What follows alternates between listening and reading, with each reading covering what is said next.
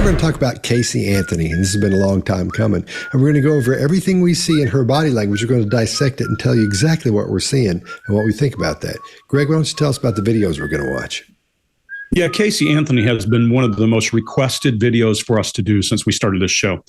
We haven't had great video, but there's a new show called Where Truth Lies on Peacock, new documentary. And there's some great video from that. This is her retelling her story and answering what questions are posed.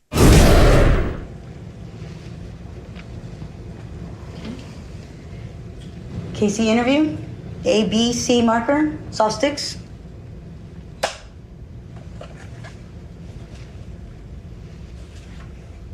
Why talk to me now when you're not getting creative control? I just need someone to be willing to listen. And I've spent the last 10 years making sure that I knew who I was, that I started to cope with this loss, and that I had something to say to make my daughter proud, but also to honor her properly. And this is part of that. It's hard because 1,000 questions go through my head. I'm responsible for answering everyone in the world's questions about her, about what happened. I still don't know. What? What happened to Caylee? I know what I'm afraid of. I know what eats at me at night. I know what eats at me day after day. Because I know what I lived through. All right, Greg, what do you got? So we often on the show will tell you we are not psychologists. We're not doctors of psychology, but we are technical people who use all of the learnings from psychology in what we do. Chase will talk about profiling. I'll call it targeting. What we do is we look for symptoms in behavior and how a person demonstrates who they are. Then we take that and we think, which of our tools will work best on that? So we're targeting those people based on behaviors. And then we know because we've got a lot of experience in what works on people with these symptoms. So if you hear us say things like borderline personality disorder, narcissism, then you know we are not pretending to be psychiatrists. We're just telling you what we're seeing and how we would use it. So let's talk in the beginning about what we first see.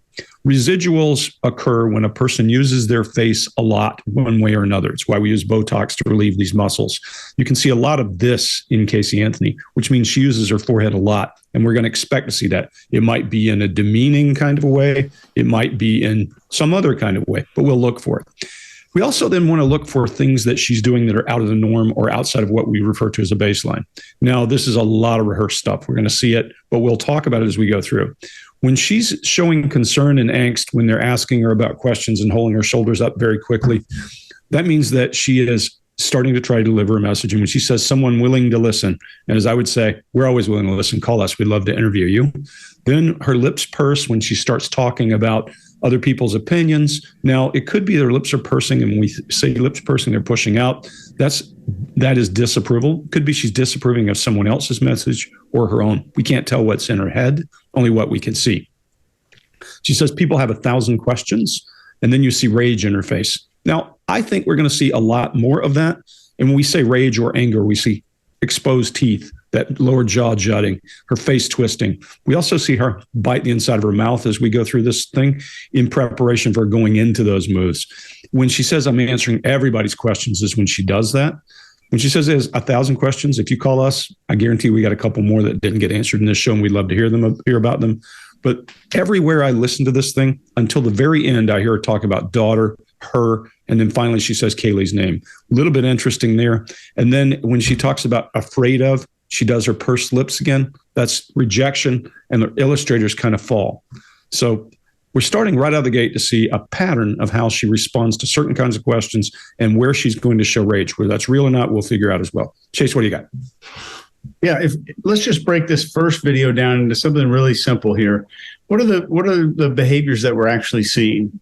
So as the video starts, we see these preening or hygienic gestures, which is a gesture that somebody performs when they want to improve the way they're being perceived. The only other thing that we're seeing here is a big spike in either the display of anger or the facial expression of anger. So the two prominent behaviors as we start the interview are concern for appearance and wanting someone to see anger.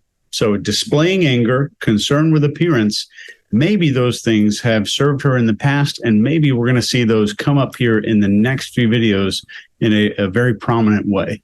Mark, what do you got? Yeah, so let's look at that preening or hygienic gestures as you're talking about there. Look, we're being shown immediately that this is a film, this is a piece of entertainment. We're being shown that clapperboard.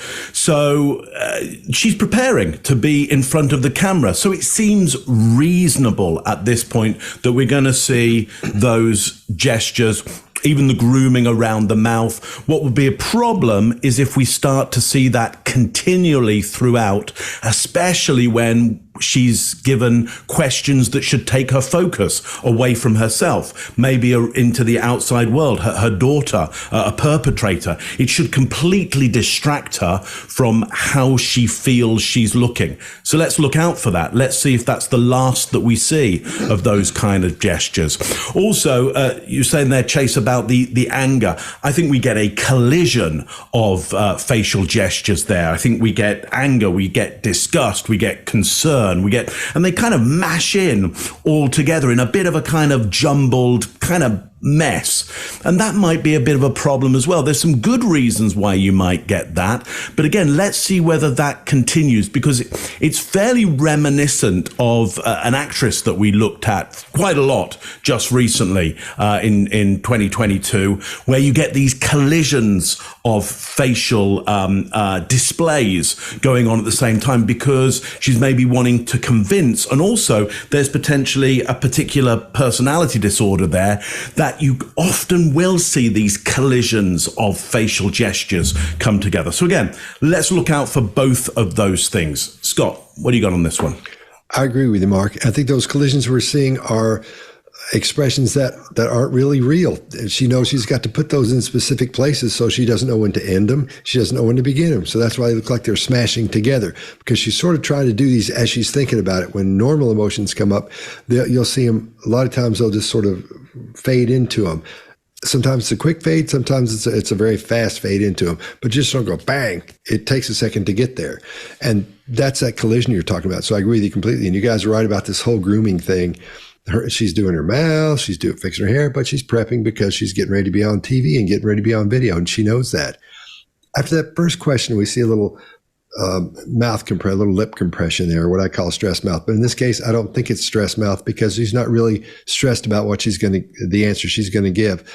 She's acting like she doesn't want to give this information because this is the first time I've given it. Get ready, here it comes, because now I'm going to tell you the truth. Finally, you're going to find out what really happened and what I really think. I think that setting this up at the beginning like that, Mark, talking about the acting part of it and how they're getting ready, perfect, because that's what we're seeing here. We're seeing acting. The anger expressions she's showing, those are just acting anger expressions, because when we look at them again, we'll see that when someone's angry, here's what they usually look like. See, I can get all mad and be like, oh, get all mean-faced, and that's fine. And you can look at that and say, oh, that person, they look angry. But if you know what to look for, the main thing we'll look for is when somebody's doing this, that's fine. But if you see the whites of their eyes like that, as they're angry, that's when you got a problem with them. That's when they're going to be coming at you or doing whatever it is they're threatening to do at that point. Also, we're seeing a quick little shoulder shrug. That usually indicates someone is not sure about what they're saying, or sometimes it's a deceptive cue or deception cue if there are other cues along with that. If I were to say, Chase, if Chase was to ask me, hey, what about so-and-so? Did you do that? And I was like, dude, I have no earthly idea. A second to a second and a half of a shoulder shrug is about what you want to see. But when they're really quick like that, the person's not thinking about what they're saying. They're not sure about it.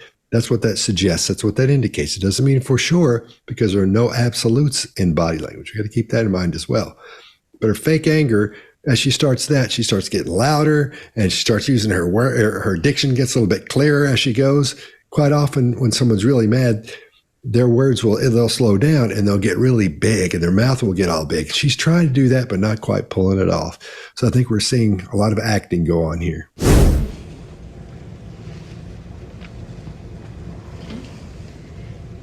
Casey interview. A, B, C marker. Soft sticks.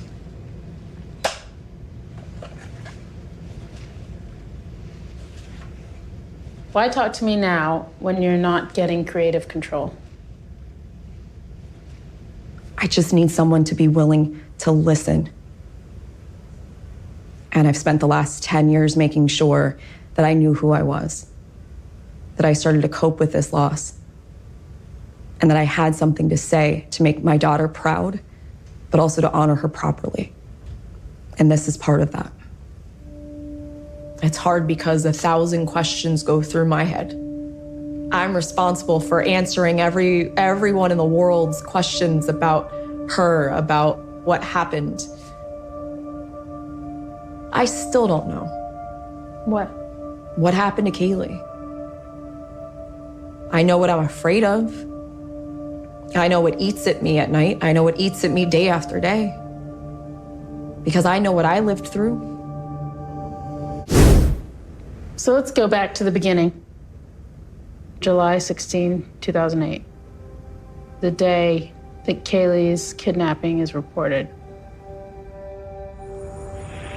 Hello? Hi. Can you tell me a little bit what's going on? My daughter's been missing for the last 31 days. What are you thinking and feeling on that call? There's no emotion. There's nothing. Nothing. Yeah, it's weird. It's very weird.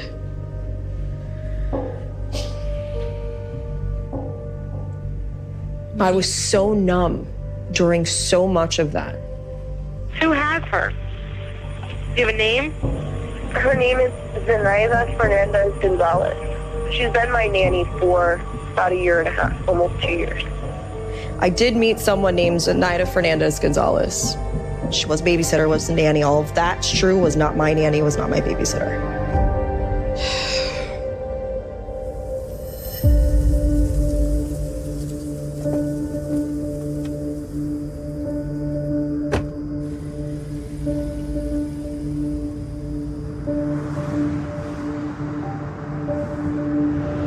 That's the official entrance. So we'd have to go around the back.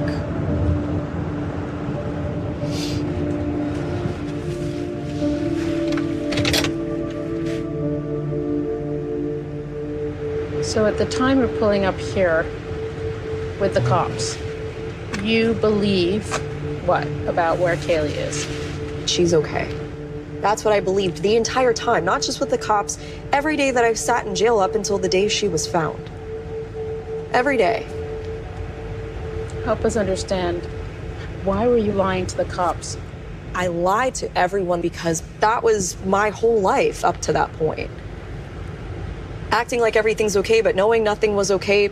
I've had years of therapy, and I'm trying to analyze my own behavior and explain my own behaviors. All of this is a reaction to trauma. All right, Chase, what do you got?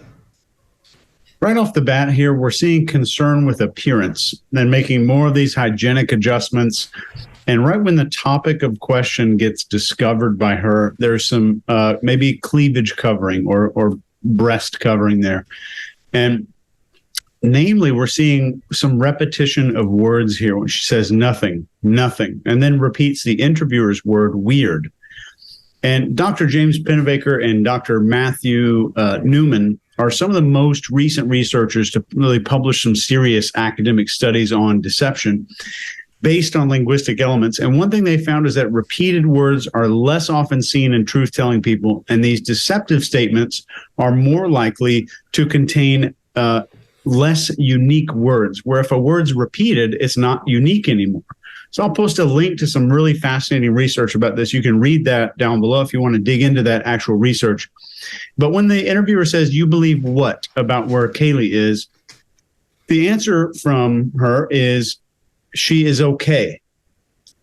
So no location, no idea of where she is at all, which would be an important question to answer, because this, I think, in a normal human, is what a parent would think about consistently when a child is missing. It's so critical that this question, I believe, would be answered with surgical precision by anybody whose child was missing, because they know, because they could not stop thinking about location and where is my child the entire time. But it's just, she's okay. It doesn't matter where she is. She's fine. She's okay. I think we're seeing something potentially unusual here so far. Greg? Yeah, this is a good one because this is the beginning of a pattern we're going to see over and over and over. She exhales in preparation for tough delivery. And that tough delivery is she knows that she's about to be called on the carpet for this lying. She moves her hair back, and I think that's a grooming gesture for her. One of the first things I ever learned about interrogations, when you're interrogating women, what looks like seduction can often be deception. So we get young interrogators who go in, talk to a young woman, and she'd flip her hair and tilt her head, and they would think that she's attracted. And I would say, yeah, she's lying to you. Just go back and look really closely at what she's saying. So I'm always cautious when people flip their hair. It can just be a habit, which it probably is in this case. It's part of her whole appearance and how she's set up. So we take it at that. She's over the top in agreement. Yeah, that is kind of weird. Well, come on. Everybody knows that you're saying that, but look at her blink rate when she says it's kind of weird. Watch what happens. Watch her go through the roof. And what we say is a person normally blinks her eyes 15, 18 times a minute. When you see it go through the roof like that, it's an indicator of stress. Does it mean they're lying? No, but it does mean that I'm going to pay really close attention to you when something changes. We're looking at change. She also does this. She blocks her mouth. Now, that can be, I don't want to hear what I'm saying. It also can be an opportunity to give myself time to think. My opinion, what we're seeing here is she's putting her hand to her mouth, thinking of what she should say. And then she gets back into this flat affect of feelings when she talks about, she's going into this whole story about her daughter. And then the pitch, tone, and cadence of a person's voice are often great indicators of where you need to drill in. She changes pitch, tone, and cadence as she names this person and gives all three names of the person. And when you hear that, you go, okay, this is probably how she does things when she's being pressured and when she is being driven in an interrogation. So we'd want to listen for that change, in cadence, so we know it's something she's rehearsed. Her illustrators come up at confession that I was lying. She's big. Her hands are punctuating what she's thinking. She said, I was lying. And then they disappear entirely when she says she thinks that this girl was safe. So we look for deviations in baseline and what's happening. When she says my whole life was a lie up to that point, her forehead rises for the first time and she lilts at the end of her voice. We call that a request for approval. She's waiting to see, do you believe what I just said? And then she goes into some therapist talk where she says, it's all about trauma. It's all about what happened to me. Everyone who listens to this channel all the time, you know that I'll say what makes the organism successful, the organism will continue to do. And after being in therapy for long periods of time and going, yes, that's it. Yes, that's it. And getting rewarded, a person's going to have a whole new story. And that's, I think, what we're hearing here. Mark, what do you got? Yeah, so movement of hair, whether it's males or females, can mean, I want to tidy myself. It can be self-soothing. It can be deception. It can be an adapter showing deception. Often it's used as well before an attack, before a piece of aggression to kind of, just distract you somewhat. I don't think it's that in this case. I think what it is truly trying to make herself look as good as possible. But that moment has gone. We're seeing too many images already in this montage sequence of her being concerned about the way she looks before she speaks. I was happy with it happening around the clapperboard. I'm not happy with it happening outside of that. And it's going to continue. So that's a bit of a problem, that concern around appearance, around subject matter that she shouldn't need to be concerned about her appearance. So it goes to this shot of her and she's around a projector and the way she's talking is overly dramatized. At that point, seems highly kind of scripted. So I'm worried about that. A big change in her tempo, a big change in the emphasis that she's using. Now, again, could be the fault of the filmmaker and how the questions are being asked. And this definitely is a piece of film here because look, what we get is her getting into a car in empty streets. Seen from above, an image of loneliness. She's on her own. We see her driving. The camera picks up on the bracelets, the cloth bracelets on her arm. These are usually signifiers of memories memories of past events. So she's lonely now. She remembers the past somewhat through objects that she has. The interviewer, we see her interviewing her through a mirror. It's literally Alice through the looking glass. It's red pill, blue pill. We're seeing everything through a glass darkly. We're seeing everything distorted in some way. It's montage. It's surrealism that's being set up here. And so justifiably, from my point of view, we've got a highly produced piece of documentary that at the end of it, as she's talking about therapy and trauma, leaves us, I think, as the audience, slightly confused. And it's designed to do that. So we've got to be careful as we go through analyzing her, that we also analyze how she's being projected to us, how the filmmaker is trying to manipulate us, because the filmmaker is doing a manipulation. And I think it's fair to find out early that she's going to be doing a manipulation as well. And these things are compounded. So if you feel a little bit seduced by this film at this point, maybe even feel a little bit sorry for her because you're a little bit confused and there's a big mystery going on, well, you're right to feel like that because it's designed to do that. Scott, what do you got on this one? And that's Mark Bowden's Film School, ladies and gentlemen. I never thought about some of that stuff, but I think you're right. I think you nailed a lot of that because you did get those feelings from that. I don't it's see old school. Yep. Like well, that. music too. Yeah. Yep. Yeah. Wow. Oh, yeah. The music is all that. Anyway, so I think you guys are correct on the grooming, the preparation. Again, she just wants to look good. She's doing that constantly. She can't leave her hair alone. She's all the time trying to look. And again, like you were saying, Mark, I'm just having to cover what you guys covered in little spots. It could be an adapter. She could be, that just be a nervous habit she's got to help get rid of some of that built up stress and tension. The thing I found interesting at the beginning was every time she answered, she would look away as she was answering.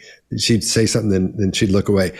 When they're talking about the woman who's the nanny, and she says she's been missing for 31 days, and then we never hear anything else about that.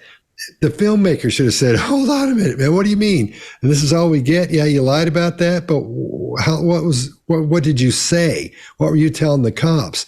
That's what should have been happening here. And that's when I went, you know what? This whole thing's going to be one-sided. It's all going to be on Casey Anthony's side. And that's what we see from here on out. The music comes up and it makes it sound like it's like you were saying, Mark, all lonely and bless her heart. You know, God, this poor old girl just, had the worst time. So this is really one-sided. And I think, Greg, when she's covering her mouth, I agree with what you're saying. But at the same time, as you know, when somebody touches their mouth, it sends a signal to the brain to relax.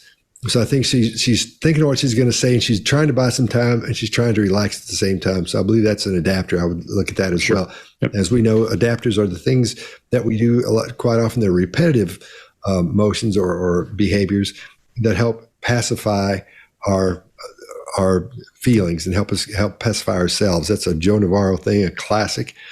And so we do that to help calm ourselves down, or to remain calm as things go along.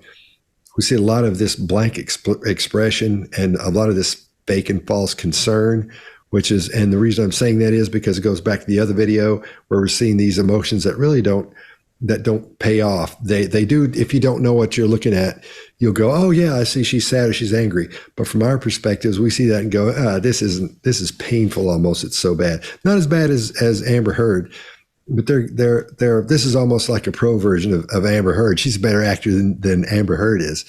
Her illustrators, a lot of them, we see plentiful illustrators, and she's hitting them where they should hit. They're hitting right on the money, so that's normal.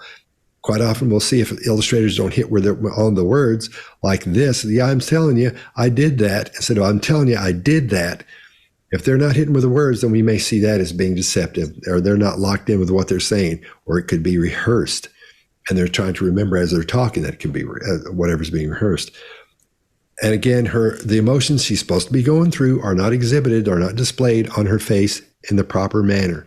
From anger to I don't think we're seeing much anger here. It's mostly frustration, I think, and this fake concern up to this point. That's what's bothered me there. All right, now if you don't know who we are, we're the Behavior Panel. And I'm Scott Rouse. I'm a body language expert and analyst, and I train law enforcement in the military in interrogation and body language. And I created the #1 online course, bodylanguagetactics.com, with Greg Hartley. Mark? I'm Mark Bowden. I'm an expert in human behavior and body language, help people all over the world to stand out, win trust, gain credibility every time they communicate, including some of the leaders of the G7. Chase. Hey, Chase Hughes did 20 years in the U.S. military, wrote the #1 best-selling book on behavior profiling, influence, and persuasion.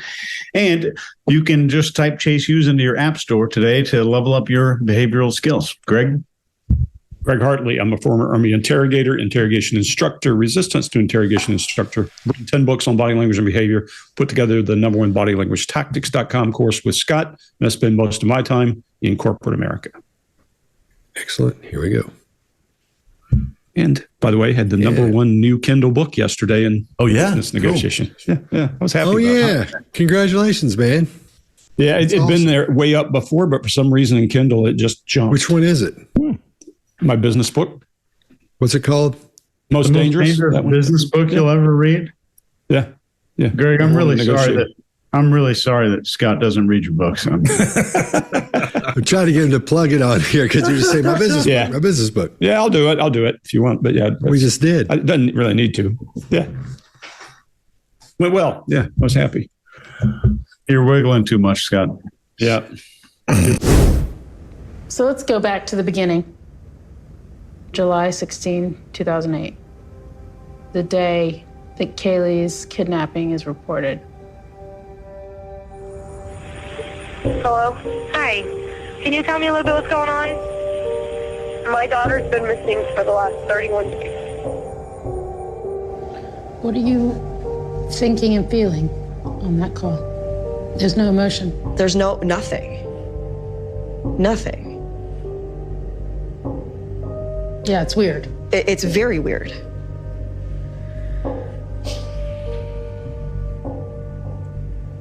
I was so numb during so much of that. Who has her?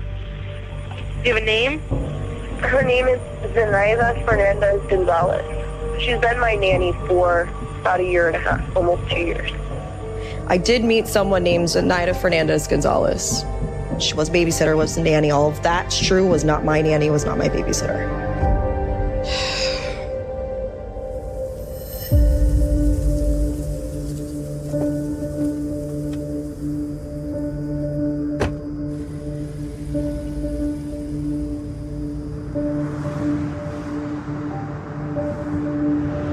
That's the official entrance. So we'd have to go around the back.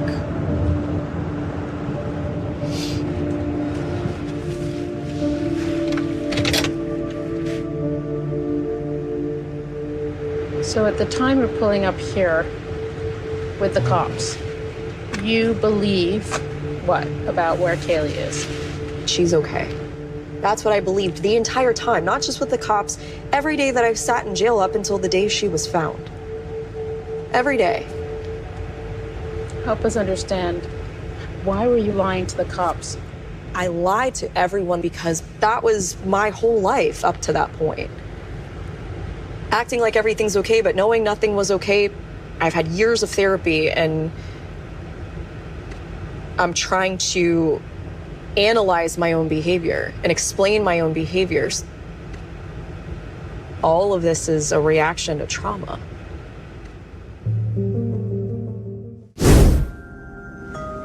How'd you sleep?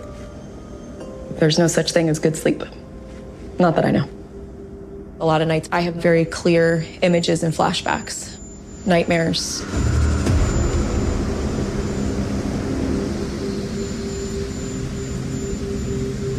My nightmare last night, it was similar to other things that happened to me growing up. I don't know if it's just flooding back because of going back through pictures and more switches being hit and more trauma. What was the nightmare last night? My father was... That happens again and again and again. When I was 8 years old, my father started... I was physically hurt. Scared because I was physically hurt and I can't tell mommy what happened. She'll get mad at me. That's what I was told.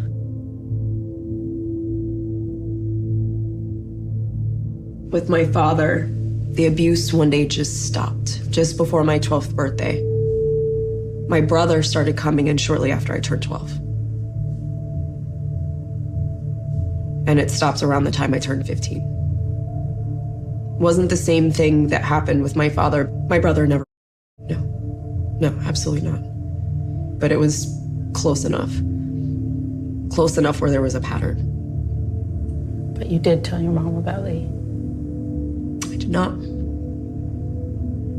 Not until after I was already a mom. All right, Greg, what do you got? Yeah, so I'm starting to get a little frustrated. This has turned into the Casey Anthony story with a smidgen of her dead child. I mean, look, there's not a lot about this kid so far. Maybe it's the director, maybe it's the way they plan to tell the story, but it is not the most pleasant experience when you're thinking about, I want to know what happened to this kid. There's a provocative statement. When we say that, we're trying to get you to respond, not by saying something that provokes you, but we're saying something that causes you to want to ask a question or respond to it. When she says, there's no such thing as a good night's sleep. Well, automatically you want to ask her a question. We use that in elicitation to get other people to give us information. But this is a little awkward. She also shows more anger. She shows more anger at the accusation or at answering other people's question than she does about an alleged attack. Now, I'm not going to say whether the attack happened or not. We're going to talk in detail about that. But usually when something like that happens, you're going to be a lot more angry about that than you are about someone else's questions.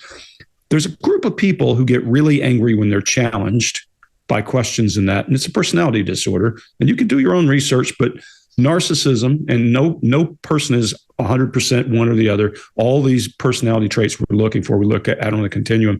So if you got borderline personality and you plug into other people's needs and they don't respond to you and they don't appreciate you and you're narcissistic, you're going to respond with anger.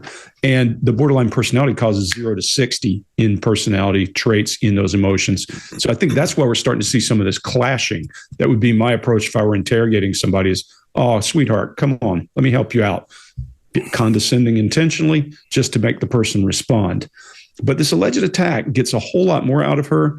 And then I'm not going to cover all of it because there's a lot here for you guys, but there's some contempt in her face that shows up there. And she bites the inside of her mouth just before she goes to that anger and all of that, whatever that is, rage. I think that's an adapter, but we're also going to see that show up as a predecessor to when she shows rage or she shows anger later. That would give me an indicator when I'm pushing her buttons that it's working, because she bites the inside of her mouth to release nervous energy. As Scott said, this is an adapter. And when we think of an adapter, it's a way to make the unknown known or to take more control. She does a lot of hard eye contact here, and that hard eye contact I typically associate with being concerned about whether she's being perceived as honest or not. So I'll stop there. And Scott, what do you got? All right, we hear trauma again. Trauma's horrible. And when you really do experience it, and a lot of people have, it's terrible. And I'm sure there was some trauma for her in this situation. But I think she's using it more as an escape valve. She hits the trauma valve and she says, okay, I excuse that by saying trauma. I'm not saying trauma is bad. I'm not saying you haven't had trauma. It's horrible. I'm not making fun of it or playing it down or anything. I'm just saying the trauma she's talking about, I'm under the impression she didn't experience. She may have experienced some, but not the level she's talking about, to blame murders on somebody else.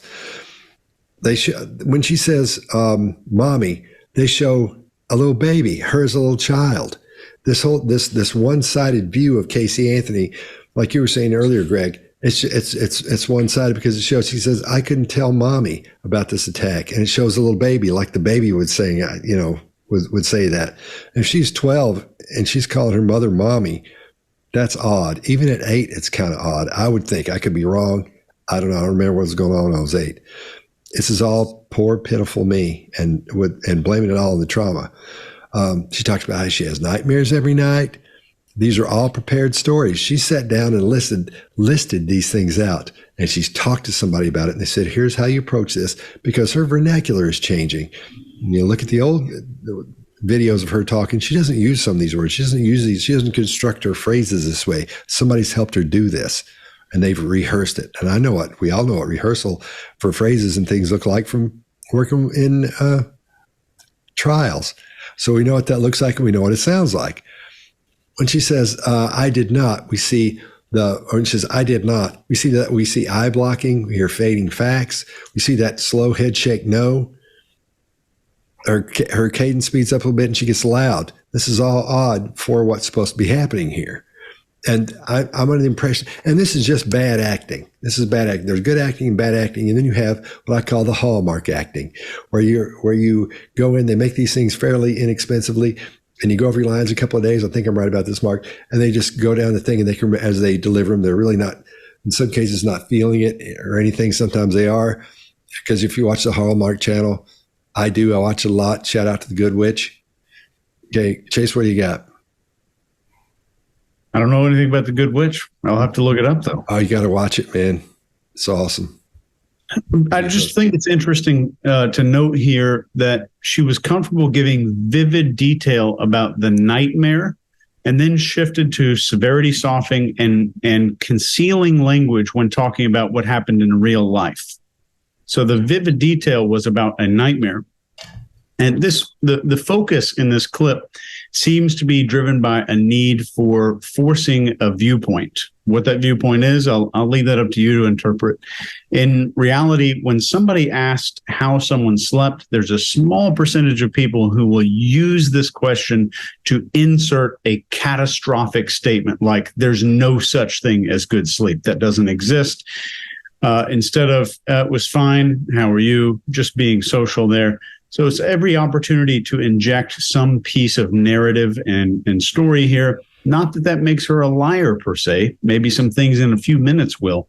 But I don't say that makes her a liar. I would say this makes her very unusual. And it makes this interaction a very unusual interaction as well. Mark? Yeah, couldn't agree more, Chase. You know, if I meet Chase in the corridor and I say, "Hey, Chase, how was your sleep?" That's a phatic question. It's a customary question, and his customary reply, even though he knows me pretty well, he's going to go, "Hey, pretty good." And then I might go, "Really?" You know, and then he might go, "Well, actually," you know. But it takes a bit of delving. Exactly as you say, Chase. When you ask a phatic question, if somebody then takes that opportunity to go, "There is no such thing as the concept of which you ask the question," that is confrontation. And so she does that piece of confrontation and takes it to something highly thematic, which is the idea of sleep and there being no sleep, but still alive. So that's almost at night, that's a somnambulistic state. It's a sleepwalking state. And the idea of nightmares as well, a horrible situation. This, again, is the world of surrealism, that the kind of dark area of we can see and we can't see, and it's kind of confusing, and we're asleep and we're not asleep. In fact, it's a little bit Shakespearean because there is no sleep anymore. Sleep has been murdered. It's tragic. It's tragic when events have happened so that all sleep has been murdered.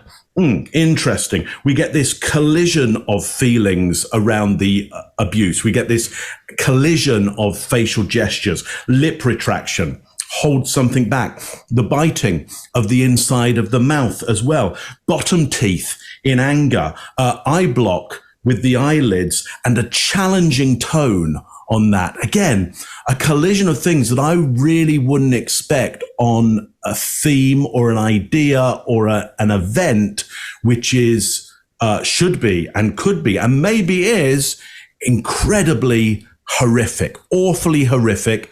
I wouldn't expect that collision at that point. So I'm worried about that. However, in her favor, we can see her nose goes red. That's hard to fake. That's a tough one.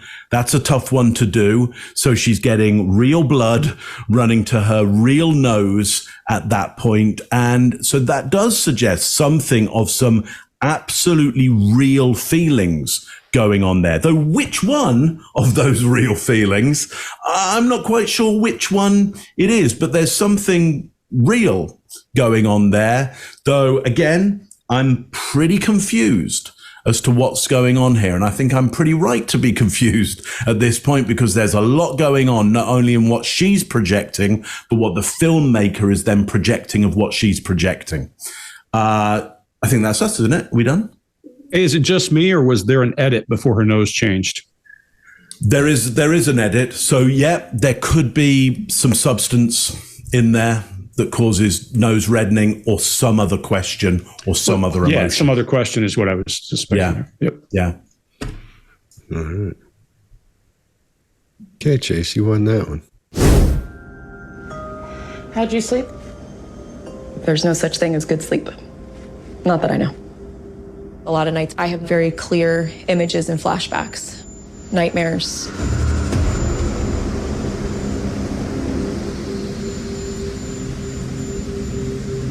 My nightmare last night, it was similar to other things that happened to me growing up. I don't know if it's just flooding back because of going back through pictures and more switches being hit and more trauma. What was the nightmare last night? My father was. That happens again and again and again. When I was 8 years old, my father started to. I was physically hurt. Scared because I was physically hurt and I can't tell mommy what happened. She'll get mad at me. That's what I was told.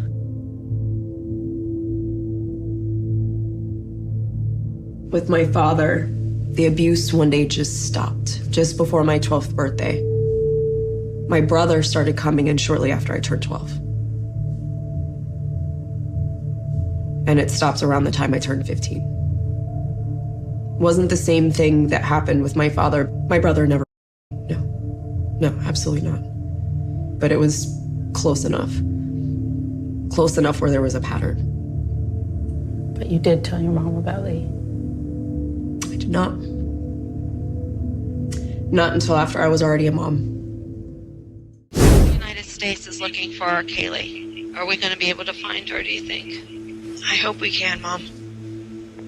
I believed that she was still okay.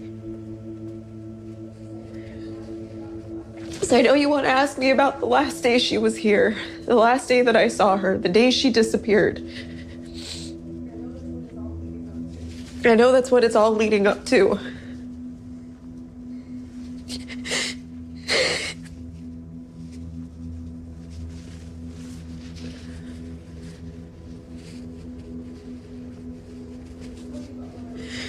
I can tell you about what I remember from that morning.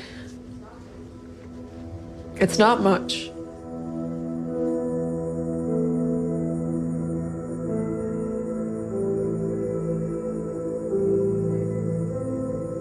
The night before was a normal night. Got Caylee to bed. Woke up the next morning, got her breakfast, and wasn't feeling that great. And I wanted to lay down.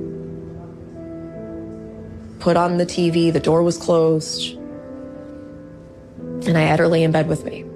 I've been a light sleeper my entire life because I'm used to someone opening the door while I'm asleep. I'm used to being on alert, especially with my child next to me. It's part of the reason she slept in bed with me so much. In my bed with pillows stuffed against the wall with the bed up against it so she couldn't fall, so the bed couldn't move. Were the doors unlocked to your bedroom? I thought that I had locked it, but maybe not. It's possible that the door was unlocked. I know my dad was at home.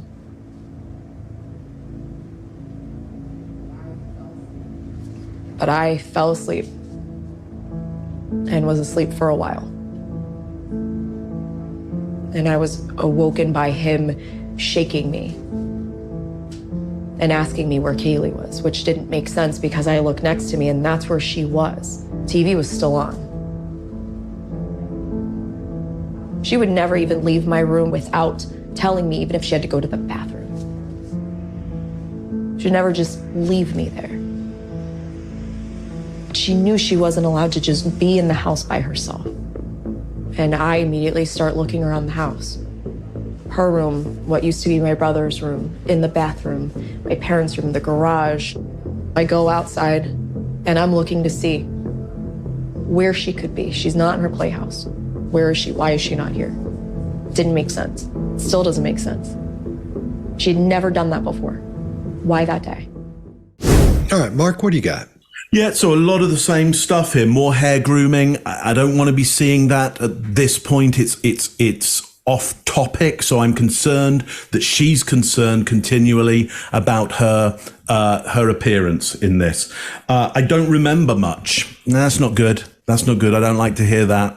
I don't like to hear that at all. That's often, unfortunately, used as a way out of being able to deliver relevant information. We get, again, more collisions of feelings, concern, anger, approval, and then suspension as well. The body just kind of stops and does nothing. She knows what's coming up, knows where they want to go. She says she knows where they want to go with the questioning. Again, signaling that to us and the interviewer and to herself around the mystery of the disappearance. I don't like that very much. And then to top it all for me, the biggest thing is a arch manipulation, which is to say, I can tell you, and she gives that offer, I can tell you it's not much. So she gives us a big piece there and then takes away. And I don't like that one at all. Greg, what do you got on this? Yeah, here's the beginning of where her story starts to really stink to me. And that is that her illustrators are, by illustrators I mean when she's punctuating her thoughts, are fantastic when it's delivered message. When it's, I can't tell you a lot. When it's anything that she wants to talk about, those illustrators are big. When it gets to someplace I expect emotion and lots of feeling, they're gone. When she talks about it doesn't make sense, I don't know what happened, those things disappear. There's a couple of really interesting things. Look, I worked resistance to interrogation for 4 years. The instinctive nature of people is that if they cry, you will leave them alone. There's something in people about that. The first thing I learned about body language was that when a person is crying, if you up the pressure, they will either cry more if it's real, or they'll come apart, or they'll dry up if it's not, because they have to use a part of their brain, Mark, as you would teach people, to feel that thing that they're not really feeling. So it's an instinct for us to cry to get people to leave us alone. Even for grown men warriors, they would try it. So they would, imagine what she will do. So she's using these waterworks as a resistance technique, I think, my own opinion, because I watch her go down the well, as I would refer to it, and she starts talking about, I know what you're going to ask. And I can see it coming. It's just like, okay. How about lightening up? I'm not going to go there. I'll do something else. But all of those illustrators about her message then disappearing when it's details about the daughter and about the bot, all that stuff kind of makes me go, wait a minute. I want to talk to you again. I want to ask another question right in here. Facts like where she goes to the bathroom or that kind of thing. She's illustrating really well. She's making her point. I was a good mother. I put up pillows. All those stories are there. The one thing that's missing here, this little girl comes up missing. There's not a bit of terror, not a bit of anything in there that shows terror. Terror is the one thing I would feel. Any emotion about this little girl coming up missing, and I woke up and she's not there, what do you think you're going to feel? And that residual terror, this is the single most important moment of this woman's life, period. She'll say that later. She'll say it's only before and after. How is it that I see no terror, no fear, none of that? I see scrutiny and narrowing of the eyes, but none of the other. Doesn't look good. Chase, what do you got? Yep, I agree with you all. I think when most people are overwhelmed with emotion, the need to preen and make sure that they look presentable and camera ready tends to take a back seat. And we are not seeing that here. And when I train people in deception detection, one major element that has been proven time and time again is the absence of pronouns in a statement. And instead of just doing this, I also want you to look for the person's baseline there. So this is just how they behave normally, just to make sure that I'm not seeing something that's just normal for them if they just talk strangely. And right here, we hear the story about the night that this allegedly happened. There is a stunning lack of pronouns here. This is a massive red flag for me as an interviewer. She says, I know that my dad was home. This is followed by a long pause. And I think this is a common method to introduce a suspect in a story. So why would she trust her father with her daughter is what I'm wondering. Seems a little bit odd. Mark? I think I've been on this one. It must be Scott. You did. Oh, that's me. And Scott. Okay. We see all this pain and all these things she's supposed to be going through that like Greg was saying, is the most important time of her life, is the biggest thing that ever happened to her. But yet we see no grief muscle. We're seeing knitting in the brow, but not much at all. When we talk about the grief muscle, it looks like almost like an upside down horseshoe right here. I can't do it. Greg can do it, where your glabella comes in like this and your forehead pushes down and makes this upside down horseshoe. There's some arguments about that, whether it actually does happen for that, because you see it sometimes when that's not going on at all, but someone may be reliving something that had grief in it. Who knows? But that's what we see quite often, is what we term the grief muscle. Now, she's concerned about her appearance. She's got that look at me personality, because constantly she's goofing with her hair, dabbing her face, all those kind of things. And if she could see the monitor, I'm sure she'd be glued to the monitor the whole time looking at herself. Then she talks about safety and how she wants to make sure the bed is so the little child can't fall out of the bed and all these wonderful things. And then she doesn't remember whether she locked the door or not. But then when her dad shows up, she doesn't freak out and start screaming like, "What are you doing in here?" All that kind of stuff. Because she's a little older now. She's got a child and everything.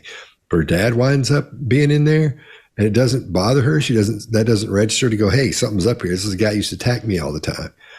That doesn't sound right to me at that point. Then she says, no. And wait, that's at that part. That's all. Just from here on out, I can just go over what you guys have gone over. It's just fake expressions, and we're not seeing what we should be seeing. I'm not going to repeat what you guys have been saying. All right. There we go. I'm going to give that one to Mark. Early bird catches the worm. The United States is looking for our Caylee. Are we going to be able to find her, do you think? I hope we can, Mom. I believed that she was still okay. So I know you want to ask me about the last day she was here, the last day that I saw her, the day she disappeared. I know that's what it's all leading up to.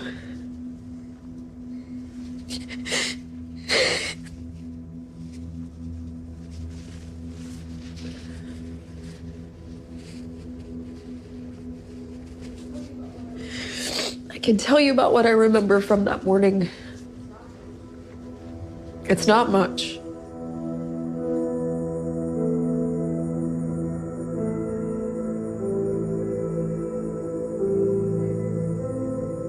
The night before was a normal night.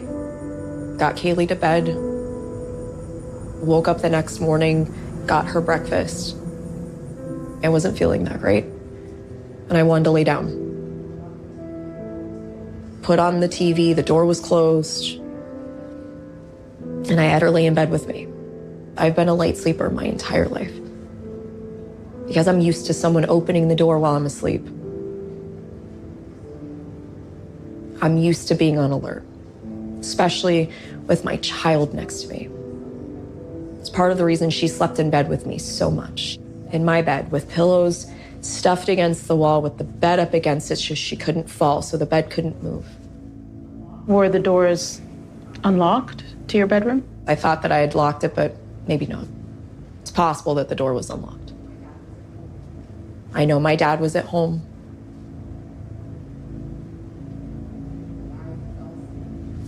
But I fell asleep and was asleep for a while. And I was awoken by him shaking me and asking me where Caylee was, which didn't make sense because I looked next to me and that's where she was. TV was still on. She would never even leave my room without telling me, even if she had to go to the bathroom. She'd never just leave me there. She knew she wasn't allowed to just be in the house by herself. And I immediately start looking around the house. Her room, what used to be my brother's room, in the bathroom, my parents' room, the garage. I go outside and I'm looking to see where she could be. She's not in her playhouse. Where is she? Why is she not here? Didn't make sense. Still doesn't make sense. She'd never done that before. Why that day? Did you look inside the pool? Didn't have to. By the time I came back around from the left side of the house, I came back around towards the front porch. He's standing there with her. She's soaking wet.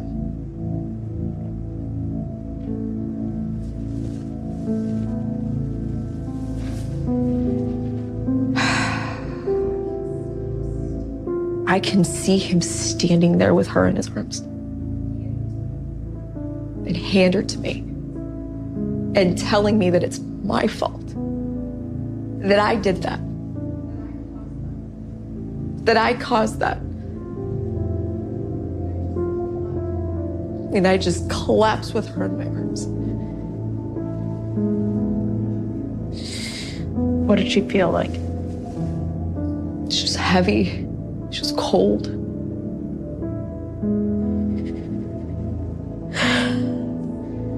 As I'm sitting there with her on my lap, just hysterical.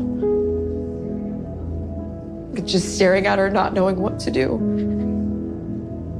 He takes her from me and he immediately softens his tone and tells me it's gonna be okay. That she was going to be okay.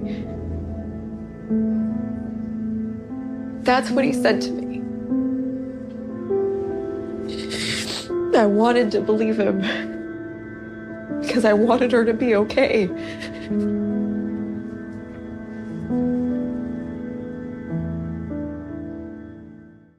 All right, Chase, what do you got?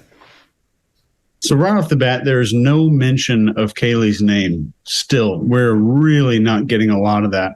And guilt tends to erase names more than shame or grief. So guilt erases names. Grief tends to bring them to the surface. There's a lot of flashes of anger on her face and all kinds of mixed up stuff when she's describing this incident. I think she's borrowing from a past incident, which I think did occur. And I think something like this actually did happen with Caylee. And in this description, there are shifts of tense from past to present and unusual drops in pronouns and weird drops in detail that don't stand up to what I would typically expect. It would be the recall of any story similar to this. And this is not only the ones that I've spent probably 15,000 hours researching and engaging in, but the ones that are published in journals for testimony and recall. One of the ones that I'll stick in the comments down here if you want to read it was named by Dr. Raskin and Dr. Esplin.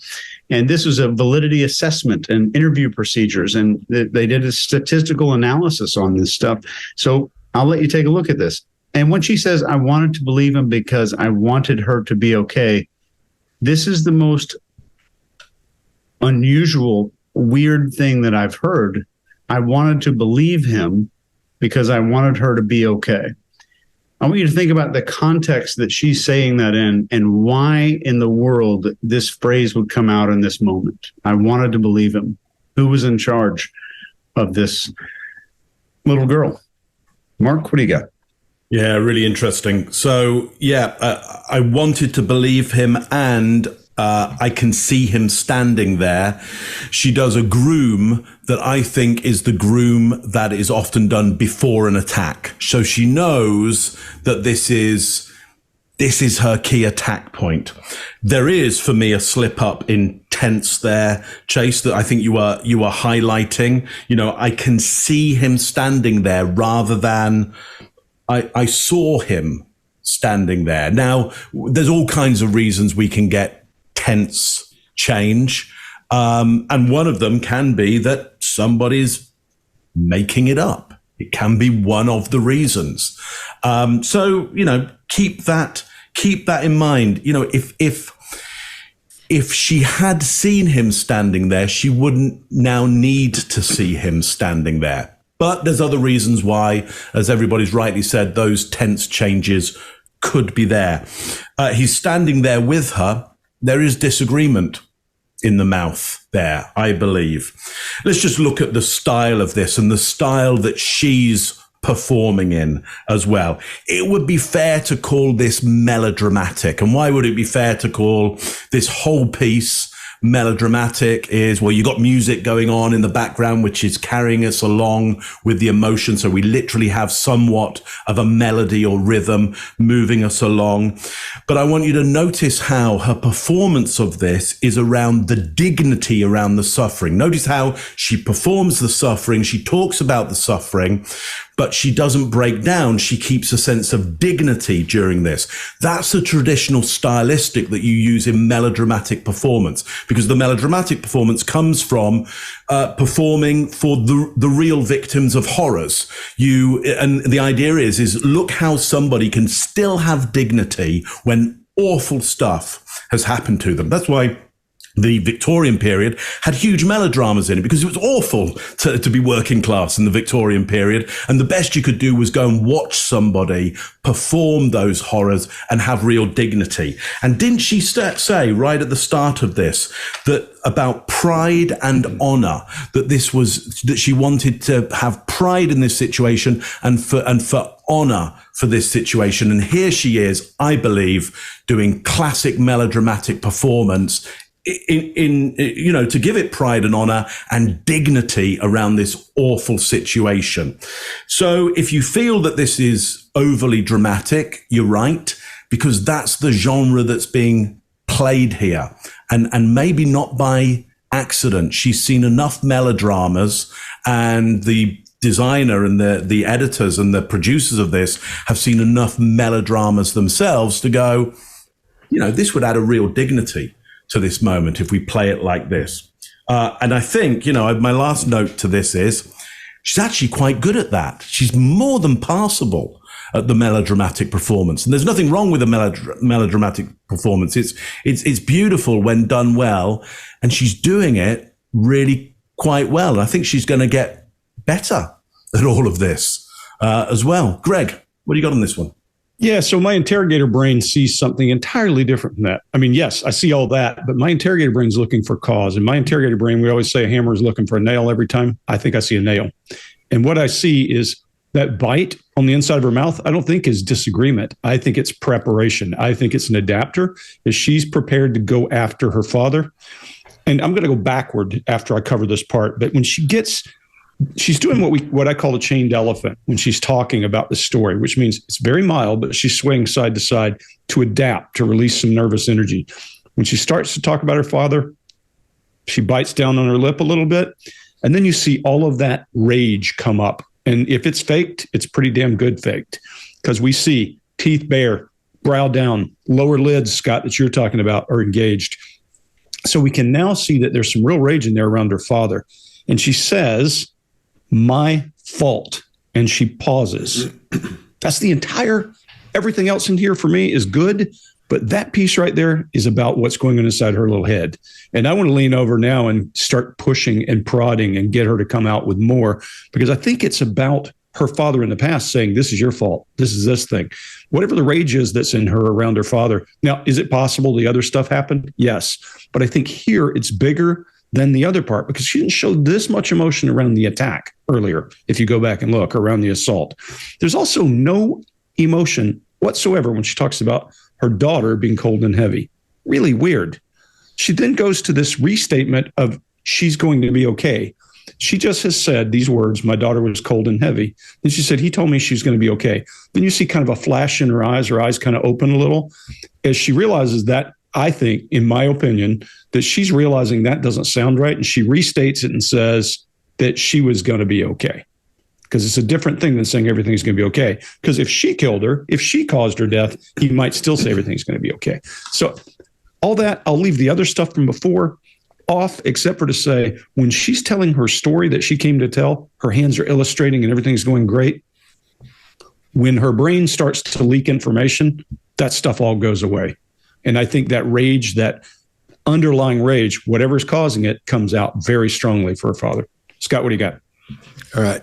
I've been last every time, so you guys are covering everything, and I hate to go back over everything. So let's talk about that big loud swallow after she says she's soaking wet. That was comical almost. That is it's such a cue of deception at that point where she's, and I say deception because she's worried, she knows that's not true. She knows what's going on. And so it's like you say something, go like that. That's exactly what it is. It's acting. We're seeing it again. Like Mark was saying, this is pretty good for what she's doing. It's melodramatic. Shout out again to the Hallmark Channel. That's what that whole thing is, melodramatic in a good way. Cause we're not slamming them. I kind of like them. And then when again, we're seeing anger that isn't real. The expressions we're seeing aren't looking the way they should look. Nothing's locking up the way it should. Her illustrators are oddly on time though. They're where they should be. That's another thing. That's another thing that makes me think this is all acting. And that heavy breath out reminds me again of a Shakespeare play. I hate to sound like Mark, but it's a high school kid and they're exasperated at the rehearsal because this sounds like, even though it's really good, it still sounds like a rehearsal to me as you go through it. And they sound exasperated as that big air thing comes out. And then more sadness. And we see that with nothing really happening worth mentioning in the glabella. And I think you guys have covered everything up to that point. Did you look inside the pool? Didn't have to. By the time I came back around from the left side of the house, I came back around towards the front porch. He's standing there with her. She's soaking wet.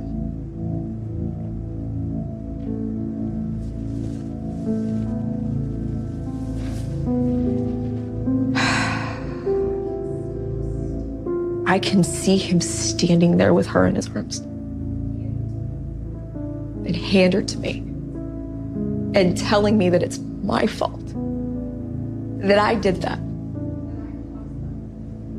I caused that. And I just collapsed with her in my arms. What did she feel like? She was heavy. She was cold.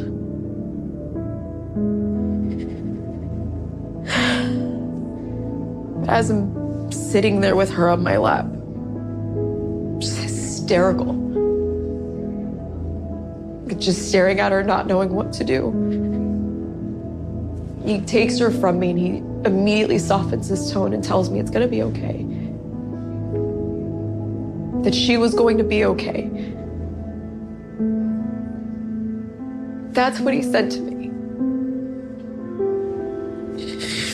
I wanted to believe him because I wanted her to be okay.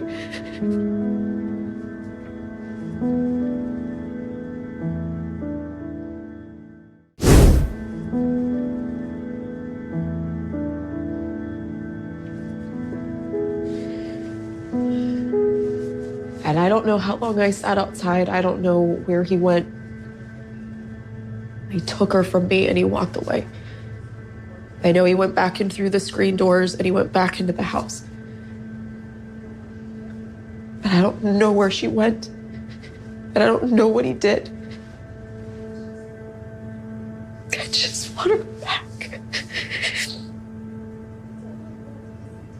That's all I wanted this entire time.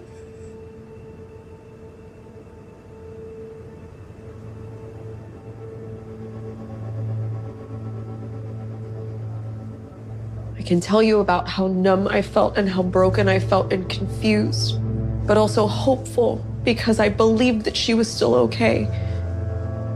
And I know people are going to question, well, why didn't I make a phone call? Why didn't I call 911? Why did I even wait to tell my mom anything? But I didn't tell her anything.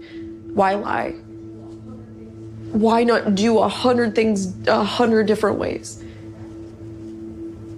But I have to live with that, knowing that I failed to protect my child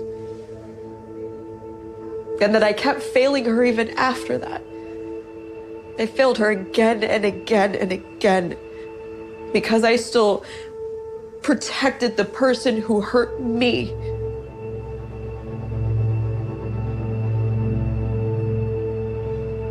It was like I was brainwashed. And it wasn't until much later that I started to really realize why. All right, Mark, what do you got? Yeah. So just tell me this. When was the last time any of you out there stifled your emotion with the back of your hand? I mean, when? When did it, when was the last time? When did you last see somebody do that? Well, you just saw it just then. And it's a classic of melodramatic performance because it reveals the vulnerable area of the body here. Normally you do this. Okay. But if you do that, then you get a wrist display at the same time. And it's way more beautiful. It's way more melodramatic because it's way more open and dignified in the face of being the victim, being the person who's being run down.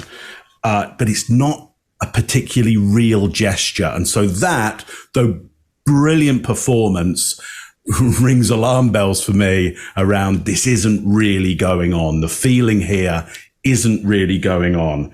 Listen, it is a very, very decent graduation monologue.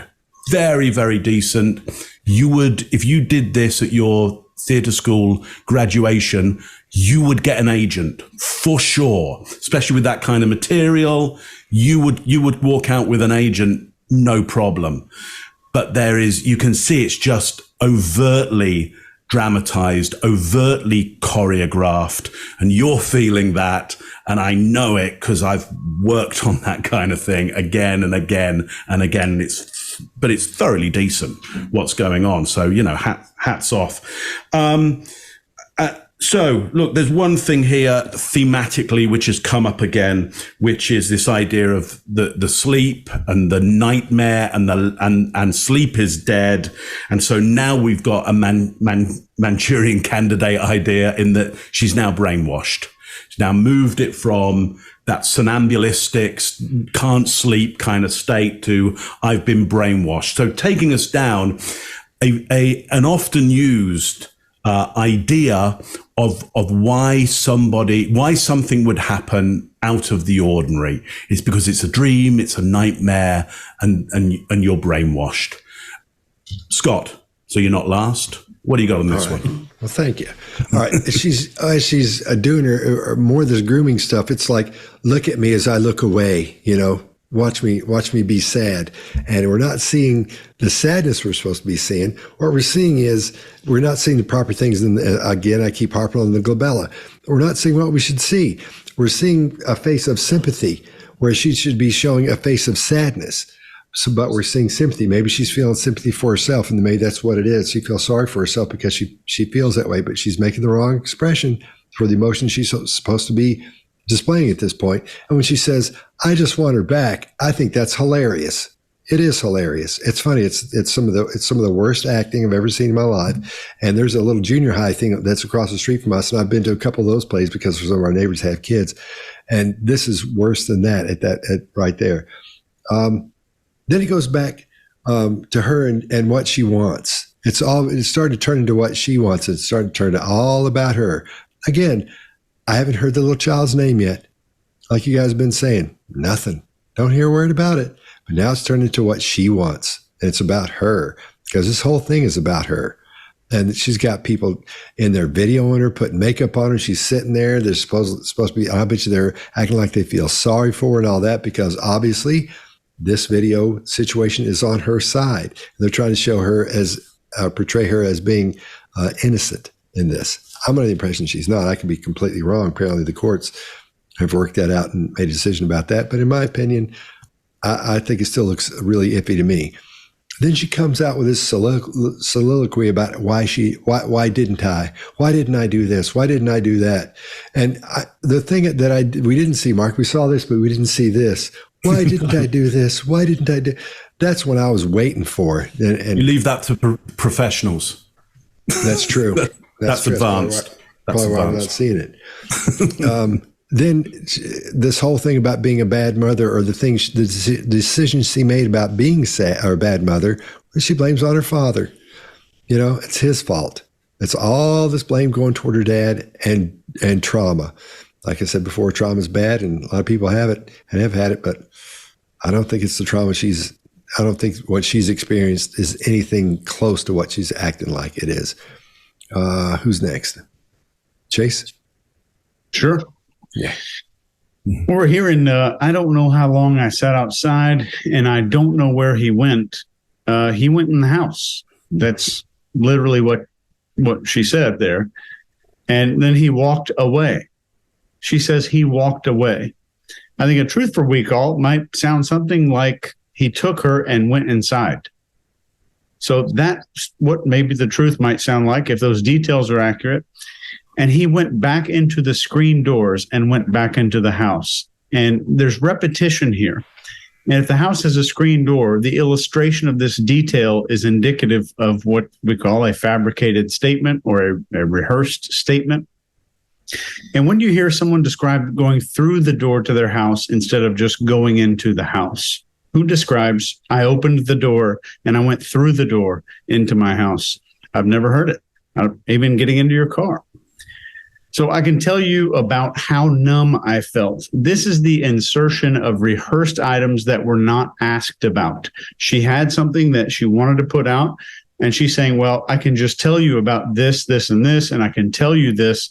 These are just details that she wants to make sure are inserted here. When somebody wants to inject these details, they will use this method pretty often to establish this reason for doing it. And as she progresses here, she seems to want to ask herself questions and also address the objections that the interviewer hasn't asked her about yet.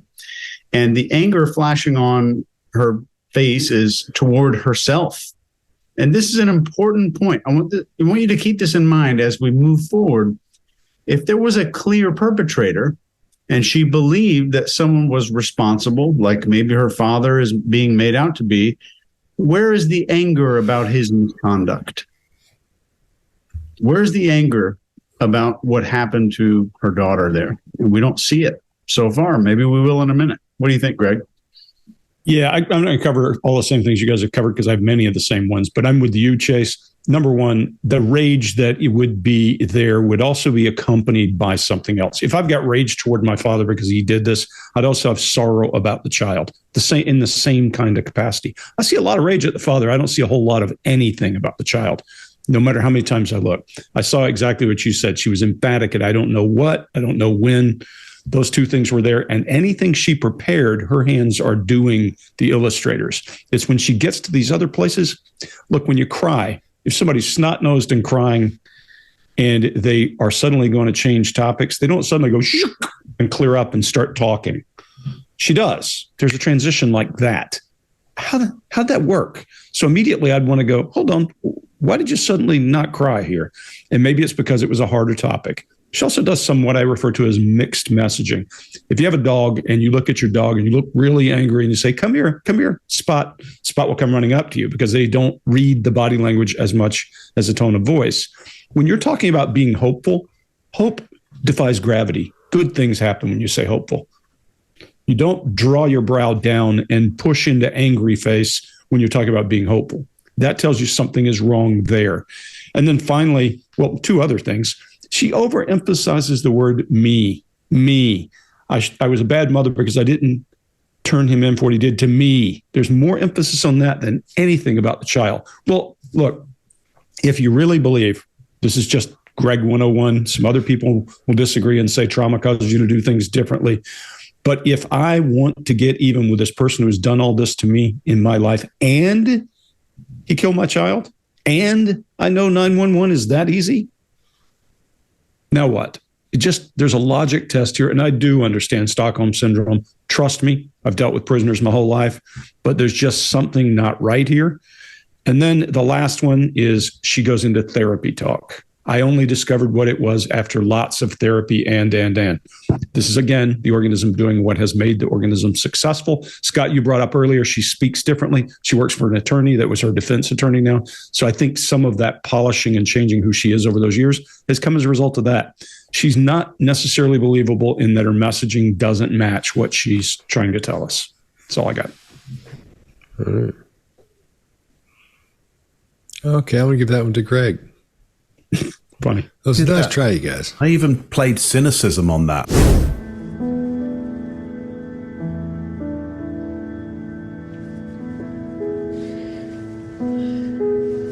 And I don't know how long I sat outside. I don't know where he went. He took her from me and he walked away. I know he went back in through the screen doors and he went back into the house. But I don't know where she went. And I don't know what he did. I just want her back. It's all I wanted this entire time.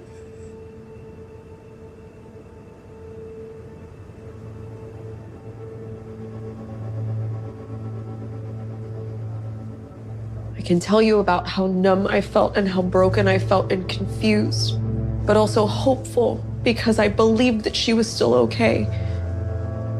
And I know people are going to question, well, why didn't I make a phone call? Why didn't I call 911? Why did I even wait to tell my mom anything? But I didn't tell her anything. Why lie? Why not do 100 things 100 different ways? But I have to live with that, knowing that I failed to protect my child and that I kept failing her even after that. I failed her again and again and again because I still protected the person who hurt me.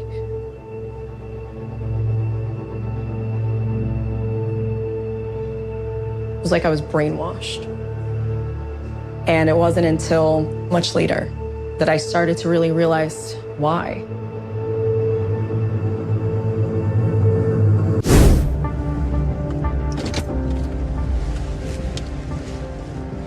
This is the building where Tony Lazzaro, Clint House, and his other roommates used to live. Tony and I had been seeing each other a couple months. The day my father took Caylee away, this is where I came after I left my house that afternoon. I think I stayed here about 3 weeks out of the 31 days. I just tried to be as normal as I could around him and even around his roommates. That was part of the main instruction from my dad, was just to be as normal as possible. Nothing was out of the ordinary during the 31 days. She just seemed like her totally normal self. She seemed absolutely fine. Like the happiest person. I couldn't show that there was anything going on to anyone else. All of the photos that people see of me out during those 31 days, I wasn't out partying. You don't see drinks in my hand. I was there actually working. I was there helping Tony promote. But you weren't going through the cycles of grief. No. During the 31 days, I genuinely believed that Caylee was still alive. My father kept telling me she was okay. I just had to keep following his instructions. But there were no threats.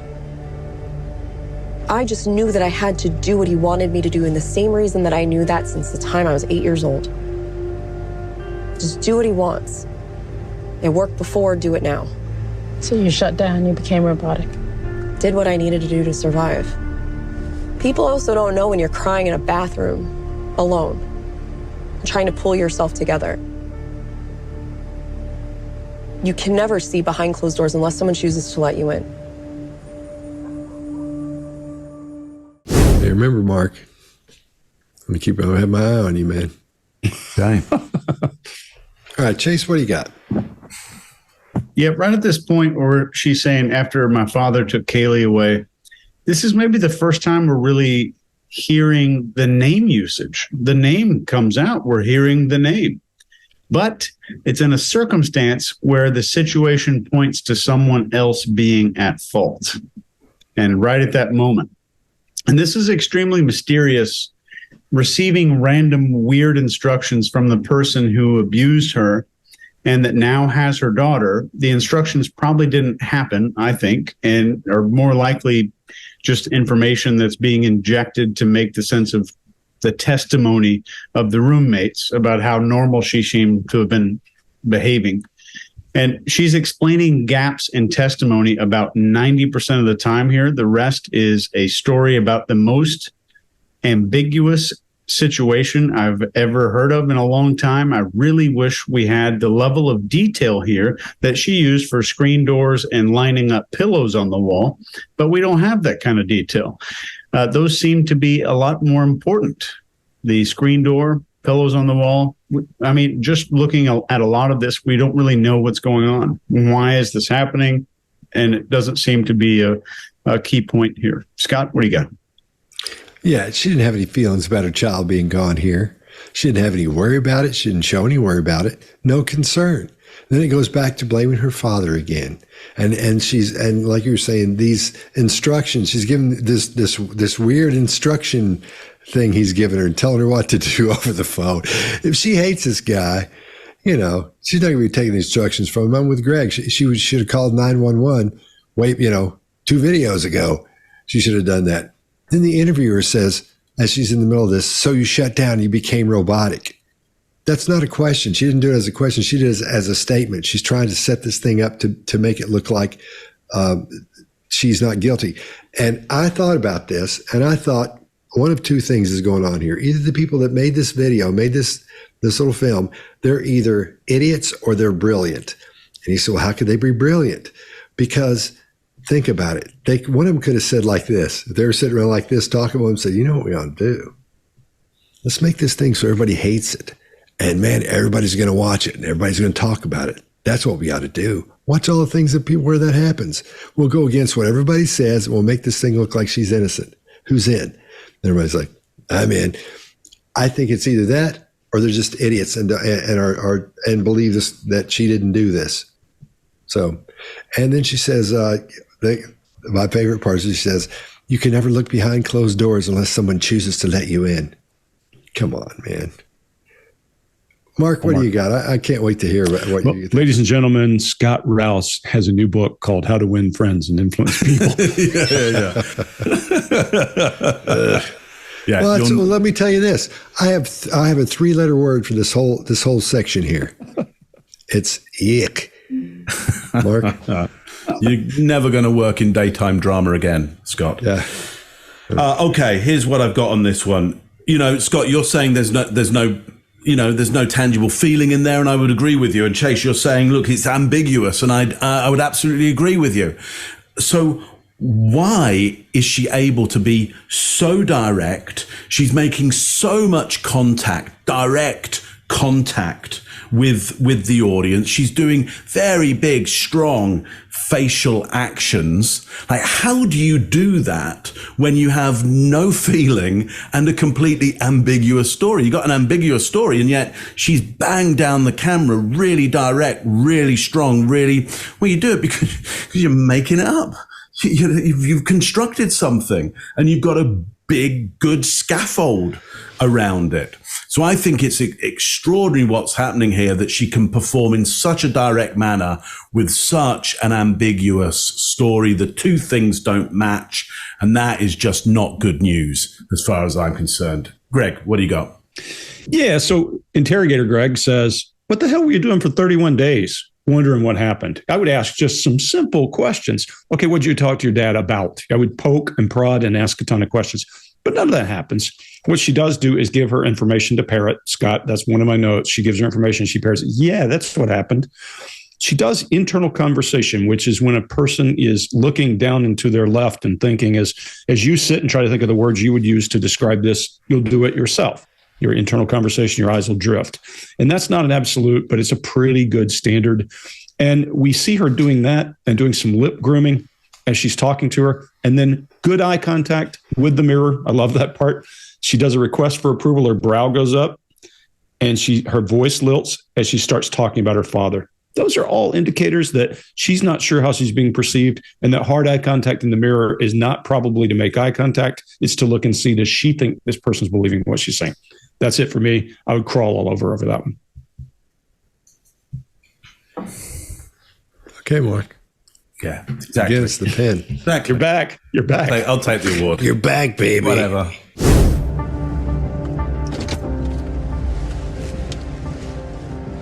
This is the building where Tony Lazzaro, Clint House, and his other roommates used to live. Tony and I had been seeing each other a couple months. The day my father took Caylee away, this is where I came after I left my house that afternoon. I think I stayed here about 3 weeks out of the 31 days. I just tried to be as normal as I could around him and even around his roommates. That was part of the main instruction from my dad, was just to be as normal as possible. Nothing was out of the ordinary. During the 31 days, she just seemed like her totally normal self. She seemed absolutely fine. Like the happiest person. I couldn't show that there was anything going on to anyone else. All of the photos that people see of me out during those 31 days, I wasn't out partying. You don't see drinks in my hand. I was there actually working. I was there helping Tony promote. But you weren't going through the cycles of grief. No. During the 31 days, I genuinely believed that Caylee was still alive. My father kept telling me she was okay. I just had to keep following his instructions. But there were no threats. I just knew that I had to do what he wanted me to do, and the same reason that I knew that since the time I was 8 years old. Just do what he wants. It worked before, do it now. So you shut down, you became robotic. Did what I needed to do to survive. People also don't know when you're crying in a bathroom, alone, trying to pull yourself together. You can never see behind closed doors unless someone chooses to let you in.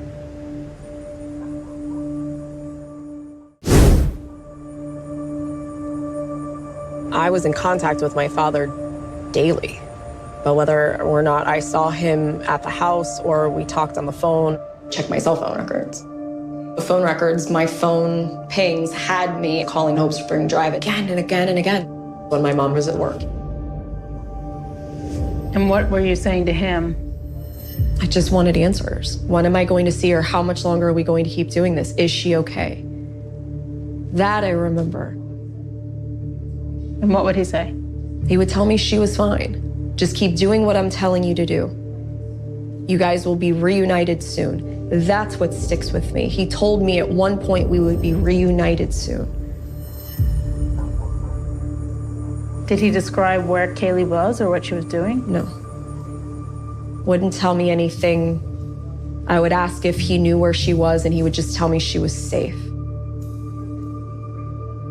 When you're physically afraid of another human being, and you were conditioned to say and do what they wanted you to say and do, even as an adult, you're still going to revert right back to it. So you really believed he would have kidnapped her from you and put you through all of that? That made sense to you, that he would do that? At the time, it did. It just seems incredible. For 31 days, you're still in that space of... I was still in that space even a couple weeks later when I was in jail. Hopeful. Okay, Greg, what do you got? Yeah, first of all, when you are afraid of somebody, you go on national TV and accuse them of something, or get a protective order or do anything. That seems a little off-putting that you would say those words, because it doesn't follow dramatic. It doesn't follow the thing she's doing. She's overly dramatic when she said daily, again and again. And Mark, I think it just is part of my opinion, she's showing some signs of borderline personality disorder. Those folks often will describe themselves. And look, borderline personality doesn't make you do crazy stuff necessarily. It just means that you're going to have different behavior patterns. People learn to live with it and learn to live with it just fine, and others don't. But often they're dramatic in their delivery of words and that kind of thing. They feel emotions more strongly. They'll tell you they're passionate. So I think we see some of that. Then she goes to this data intake phase that I love, because she's trying to figure out what the person's asking her. And you see that suspicious as she's watching her brows knit, her tongue kind of is sitting at the edge of her lips. You can't miss it. And she's trying to plug into what this woman needs to hear is why she's paying attention to that. And then if you just pay attention to her for a couple of minutes, there's a couple of others in there like, this is not a rational actor, the kind of way she's approaching this story. The logic doesn't hold up to me. I would start taking her story apart. And then she has this buy-in face. When she realizes the woman's following what she's doing, she does that. kind of weird little chin melts away, lower face stretches, and eyes open up. I see people do that when they're internalizing ideas or realizing someone else has bought into what they're saying in business meetings. It's always a weird one to me, but I see it. People doing things like that. So when I see that, I'm like, okay, now they think I've bought in. Now it's time for me to turn on them and go after what I need. Chase, what do you got? Yeah, I agree with you. One thing that hits really hard for me as a major red flag is this phrase, that I remember. Why is this injected here? There's numerous references to her to almost forcefully reminding us that she does remember very specific things. And if you go through this interview, each one of these moments is a glaringly weird detail that doesn't make much sense. And there's a forceful reminder that she specifically remembers it. Then there's another injection of that's what sticks with me when she's referring to this phrase about being reunited soon. Then there's chin boss movement, which we associate with grief or shame when we see this little muscle right here.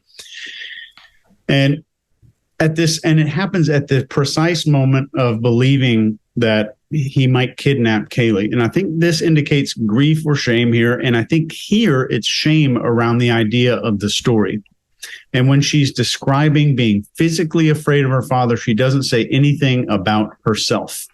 Nothing. She uses the word you being afraid. She doesn't say her father here. She uses another human being. You are conditioned. What they want you to say and do, you are still going to revert back to that. And then when she says at the very end of this clip, she says the word hopeful. And we see maybe some shame again at the mention of being hopeful even while she was in jail. That's all I got there. Mark? Yeah. Look, there's something here that doesn't logically match up for me. It seems exaggerated, almost histrionic, which is she says again and again and again. Okay.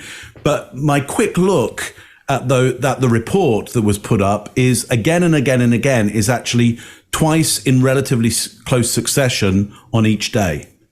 And compared to all the rest of the calls, it's quite minimal, I would say. Evidentially, at the cursory glance, fair enough, that I give to the evidence there, I don't think it stands up to the idea of again and again and again. So, look, is it that her idea is if I call twice in succession, in close succession, and the rest of the day I don't call at all, that is again and again and again and again, because that's not what it seems like to me. And so therefore our worlds are quite departed right now. And you know, and if it is true what I've seen there, why would the filmmaker put that up when it's clearly not evidential of what she's saying? Are they trying to highlight that she's exaggerating and hope that people like me catch it? Or are they trying to just put up a lot of, stuff with a pen like this on it, a highlighter pen on it, and hope that people go, oh yeah, look, yeah, no, she did do it again and again and again. Yeah, if you look over several days, it does seem like that. But on any one day, no, not really. So that seems just kind of weird to me. And when at the end she's confronted with the idea that this seems incredible, I think the interviewer uses the word, that's incredible, isn't it? Or something along those lines. She actually gets quite challenging and aggressive back. So when called out on the incredibility of this story, she gets aggressive. So interesting. Scott, what do you got on this one? All right. When she says, she's talking about her dad, and he says, you will be reunited soon. Who talks like that? I know who talks like that. The leader of an alien galaxy. That's who talks like that. You will be reunited with your people, so with the earthlings soon. That kind of stuff. This sounds odd. And she's used the word reunited because she's been told to use it. And she's been told to use it by somebody smarter than she is, because they don't understand that when they want her to relay the information, it doesn't sound like her. This is totally out of her vernacular to use a setup like that. And during her explanation of why she was asking, the question she was asking, the last thing she asked about is if she's okay, if the little child is okay. She has 2 or 3 other questions, and then she wants to know if she's okay. If I leave the house, if I'm gone, you all know how it is. You leave the house for a couple of days, you call home and say, how's it going? What's going on? And if there's a dog or a child there, we have a little dog, I say to Amber, so how's Hattie? That's one of the first things out of my mouth is, how's she doing? It wouldn't be the last thing I ask before I get off the phone, especially if you're worried about your child. Where is she? All that kind of stuff. Is she okay? Then you move on to the other things. Then she goes into therapy talk.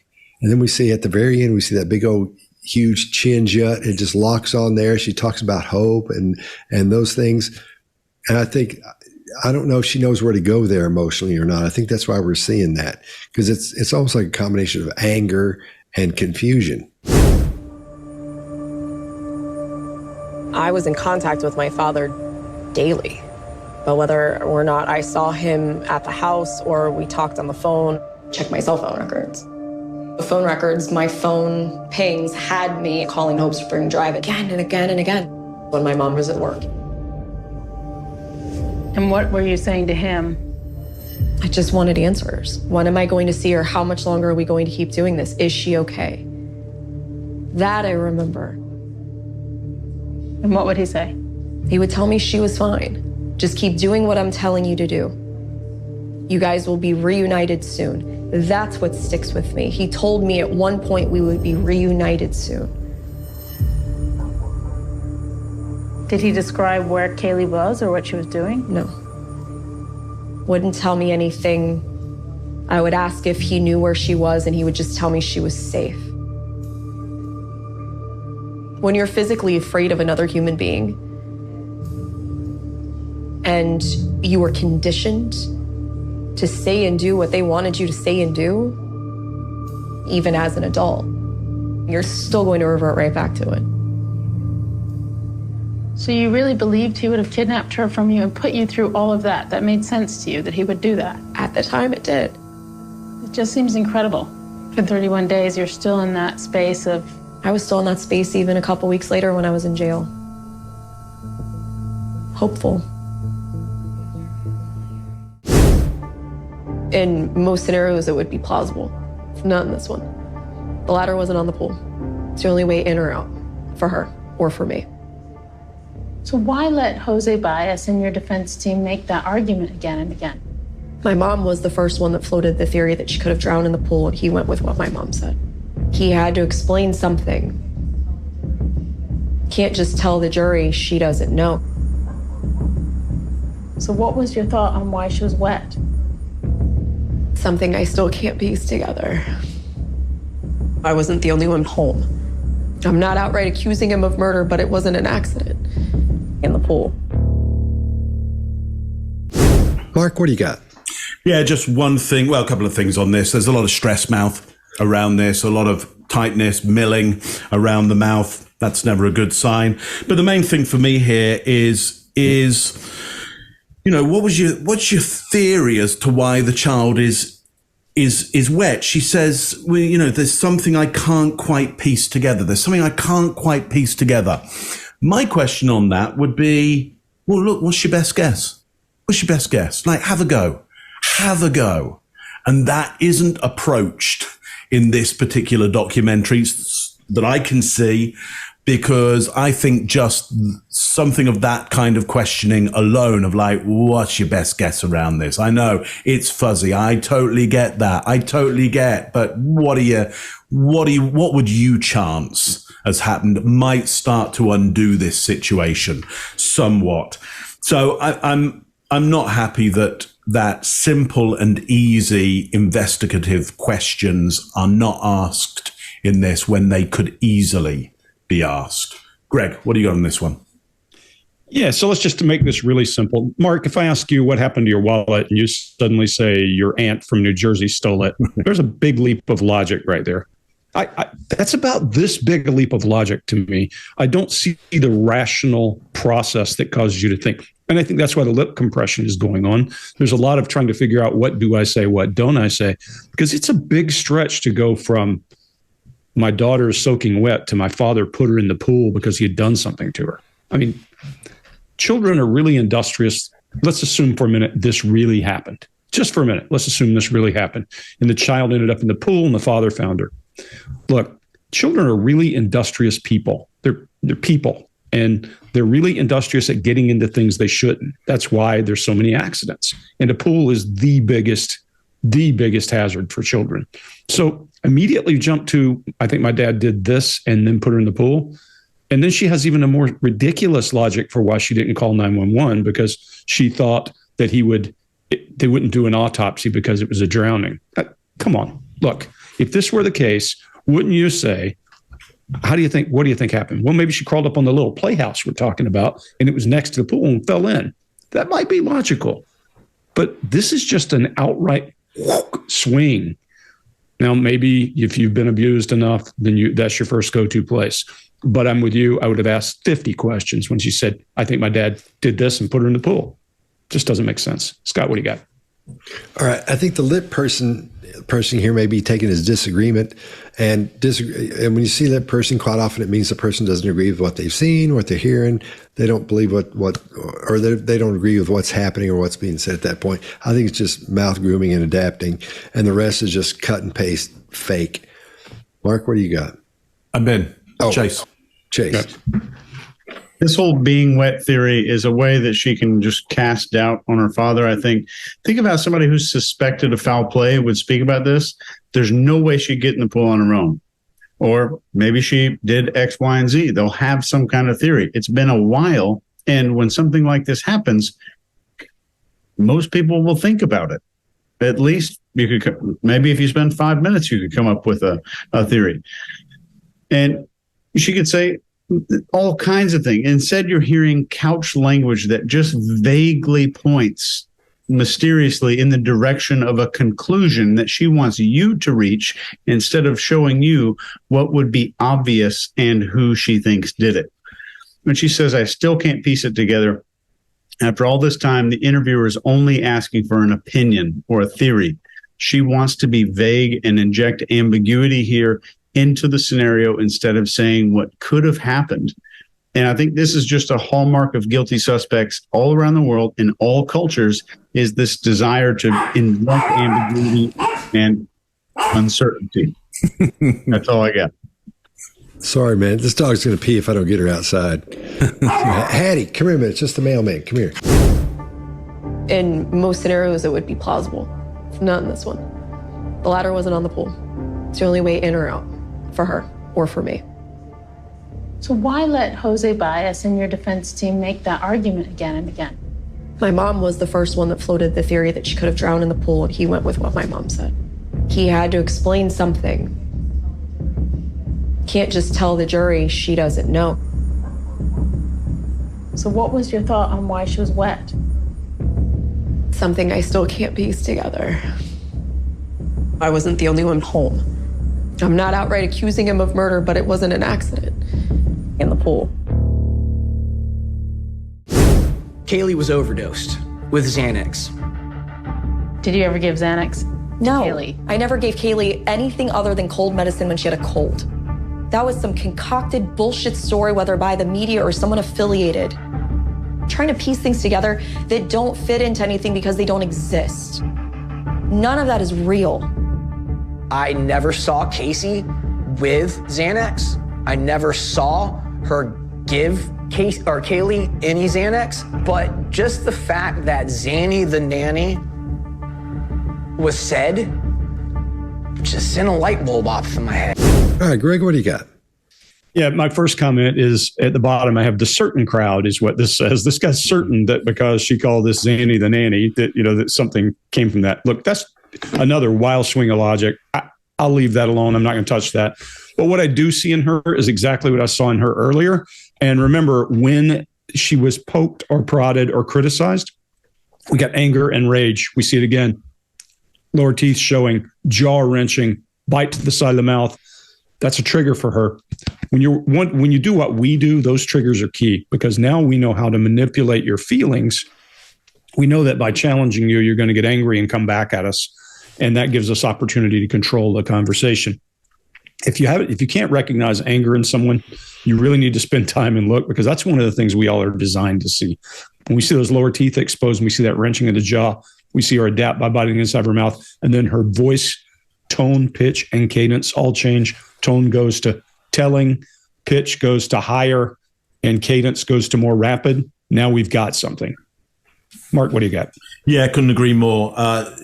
Very aggressive, answers the question early, doesn't let the question finish, jumps straight in there, and a full-out attack on the accusation, which is right out of her baseline. I mean, that could mean that full-out attack could mean that she's definitely saying, hey, I didn't do that. That is a possibility. Here's what's lacking for me is there's in the clip that I've seen here and around it, I don't hear the question, did you ever take Xanax yourself? That's not asked. And I'm not even saying that you would start with a question like that. What you'd more likely start with is saying, hey, so what medications were you taking? And then you'd probably get, Tylenol and okay. And then you can work up to something. So I'm not saying blunder in with like, hey, did you give a Xanax or did you take it yourself? But we're seeing no soft entry into the escalation up to this and an already prepared, I think, attack on the idea. But I'm willing to have my mind changed on that. Chase, what do you got on this one? I think, in my opinion, this could be what an honest denial looks like, because this is what I'd like to see towards the father if she really thinks the father is the perpetrator here. I don't think that she gave Xanax to Caylee. So let's go through what might make this an honest denial. There's instant, confident denial. There's comfort. She's comfortable identifying perpetrators. She's comfortable calling someone a liar. She's comfortable saying information is bullshit. She's shaking her head during the denial in perfect rhythm. She's head nodding during confirmation in perfect rhythm with no hesitancy whatsoever. There's no injection of ambiguity here. There's no vague response to circumstances that were there.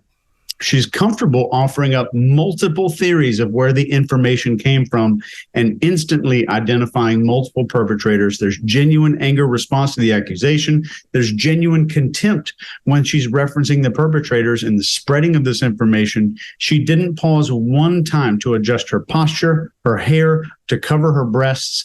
The scary part is that you won't see this kind of denial in any other video.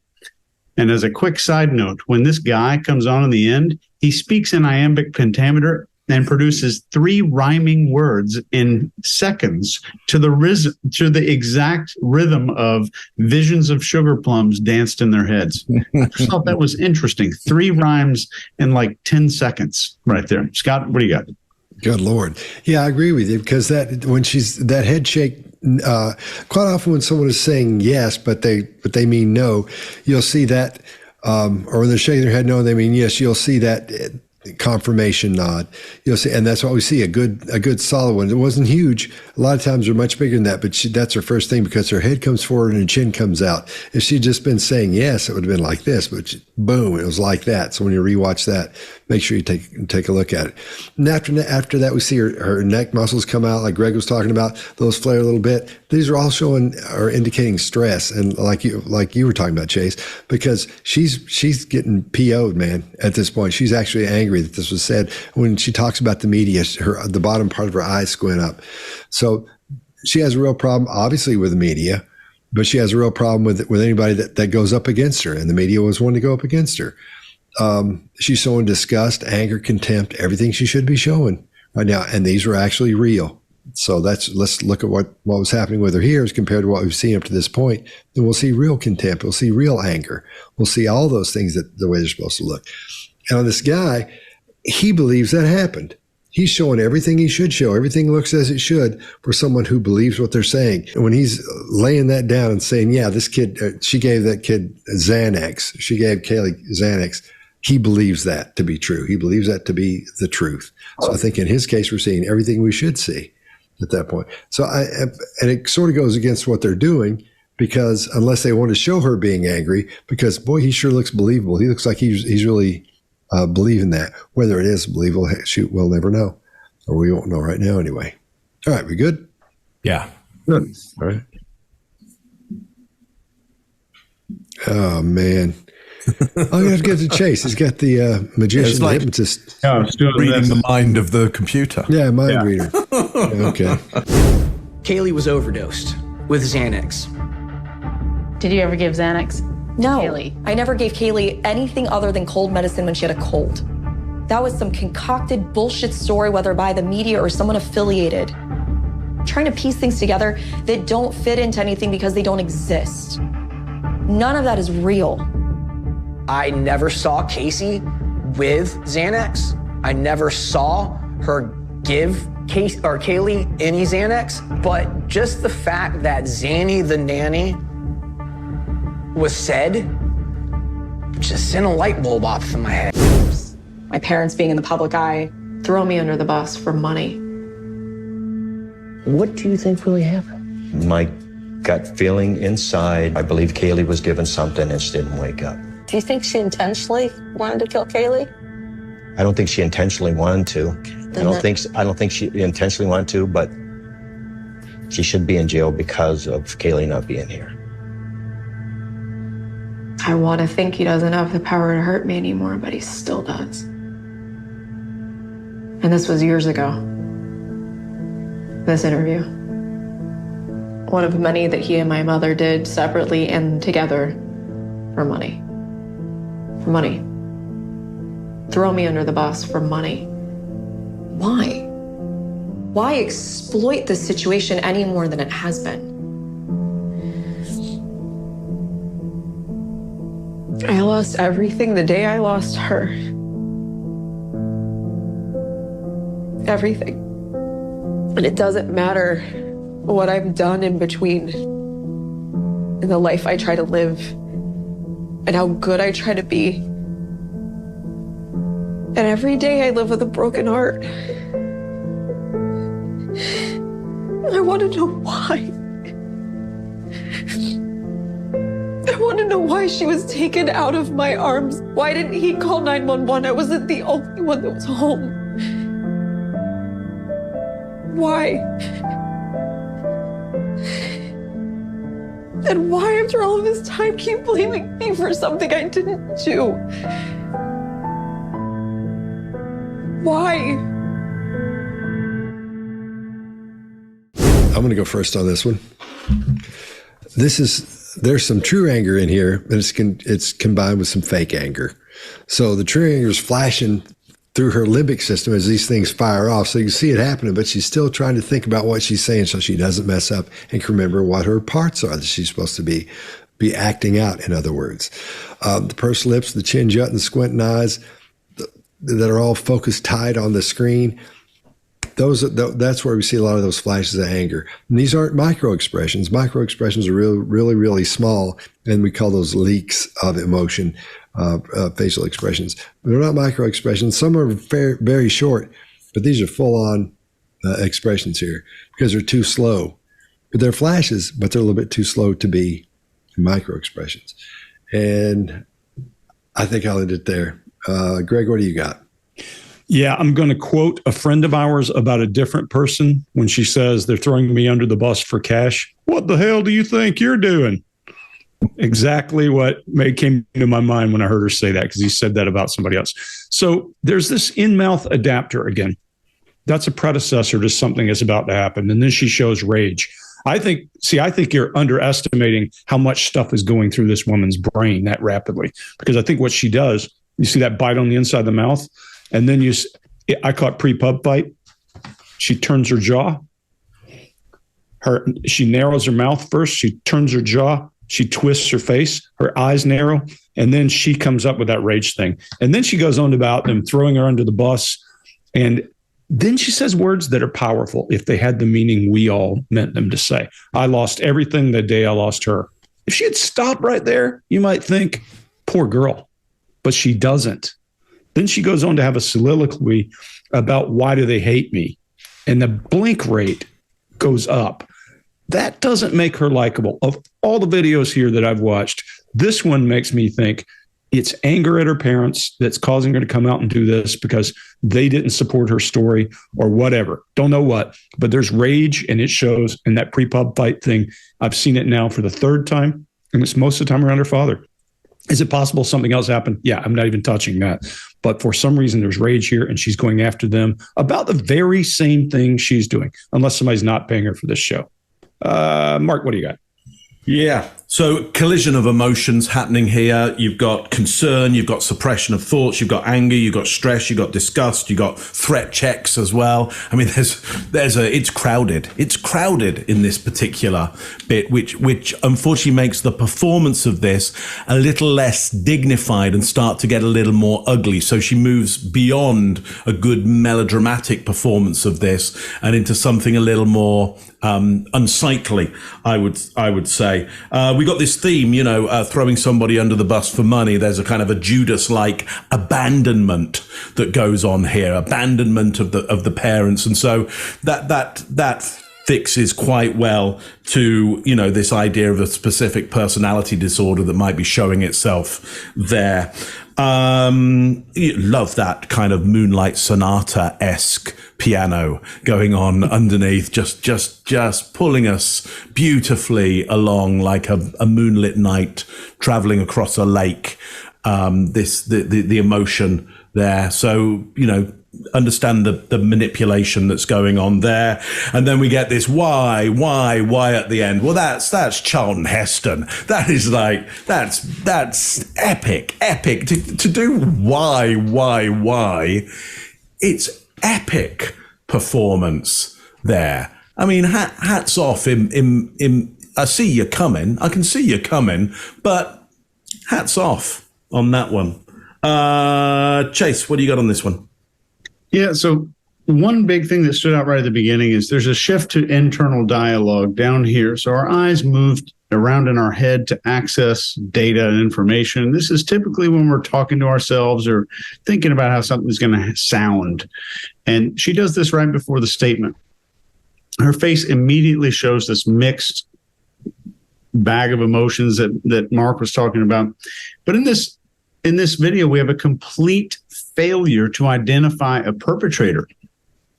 When she wants to covertly suggest that her father is at fault, and after years of abuse, she's unable to show anger at the father because of the loss of Caylee. Only anger at their interviews, their opinions, and their betrayal.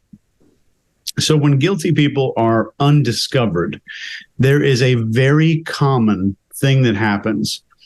And this is an appeal to society that involves a covert communication of suffering and sorrow. And I think this is an unconscious attempt to communicate that they have been appropriately punished for what a person has done. So she's describing that she's no longer in need of punishment for the crime here, I think, because her life was ruined, and this is an unconscious process. So essentially, the unconscious phrase would be, if I just communicate my suffering for the act that I have done, the tribe will possibly forgive my actions. I think this is rooted into our DNA because we see this in every society and every culture. My parents being in the public eye, throw me under the bus for money. What do you think really happened? My gut feeling inside, I believe Caylee was given something and she didn't wake up. Do you think she intentionally wanted to kill Caylee? I don't think she intentionally wanted to. I don't think she intentionally wanted to, but she should be in jail because of Caylee not being here.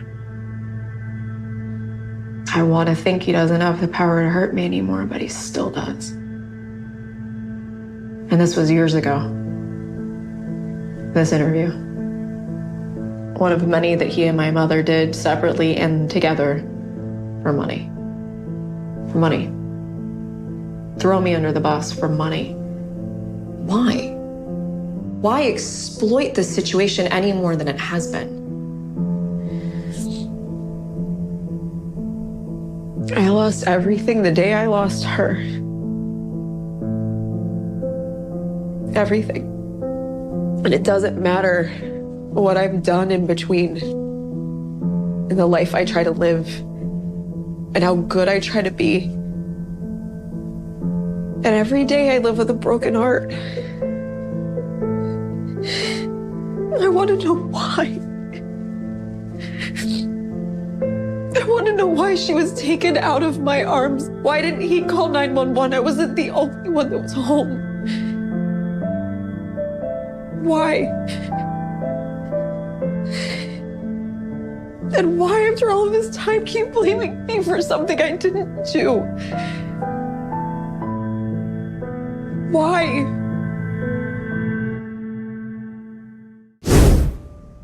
Do you remember the internet searches? At 2:49, while Casey's cell phone is pinging a tower nearest the home, the Anthony's family desktop computer is activated by someone using Casey's password-protected account.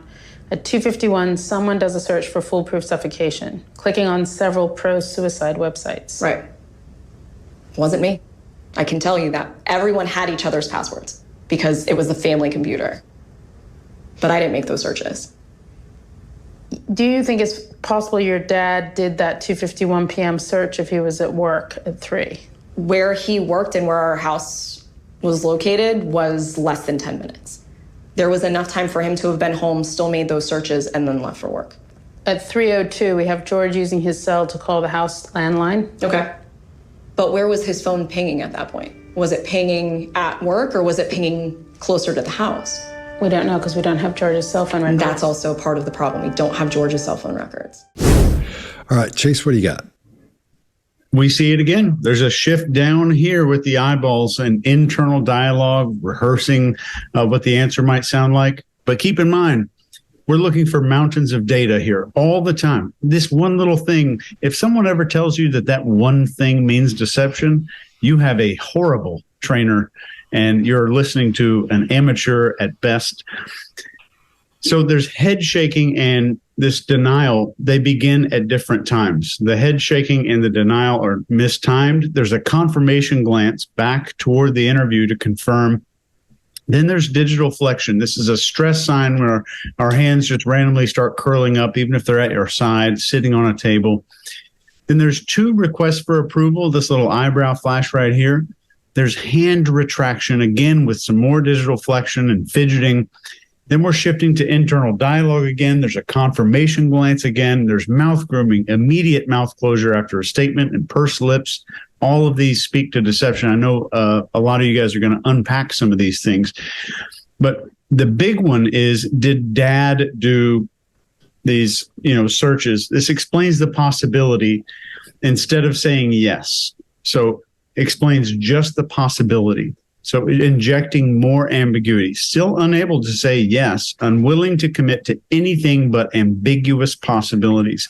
The question was only referencing the possibility in the first place. So all she had to do was say yes.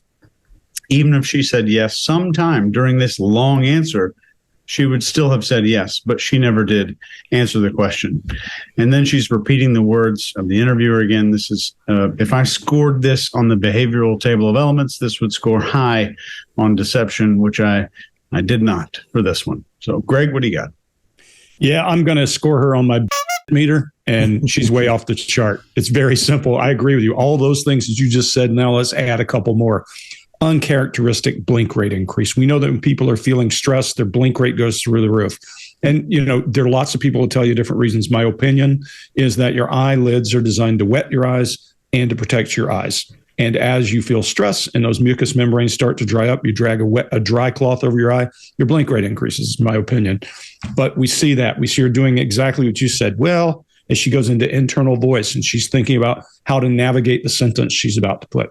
She does what I call sacred space. That means a barrier. I close myself. I put something between me and you, and then I start to mill my fingers or do something to make myself feel comfortable. You're now creating a new space and then making it comfortable. So there's that. She does request for approval and does, right, by request for approval, I mean her brow rises and her voice lilts, and she draws with her eyes as she says, "It wasn't me, Shaggy." There you go. Exactly. Illustrators, as she does make her point, she goes back to raising her hands and trying to drive her point.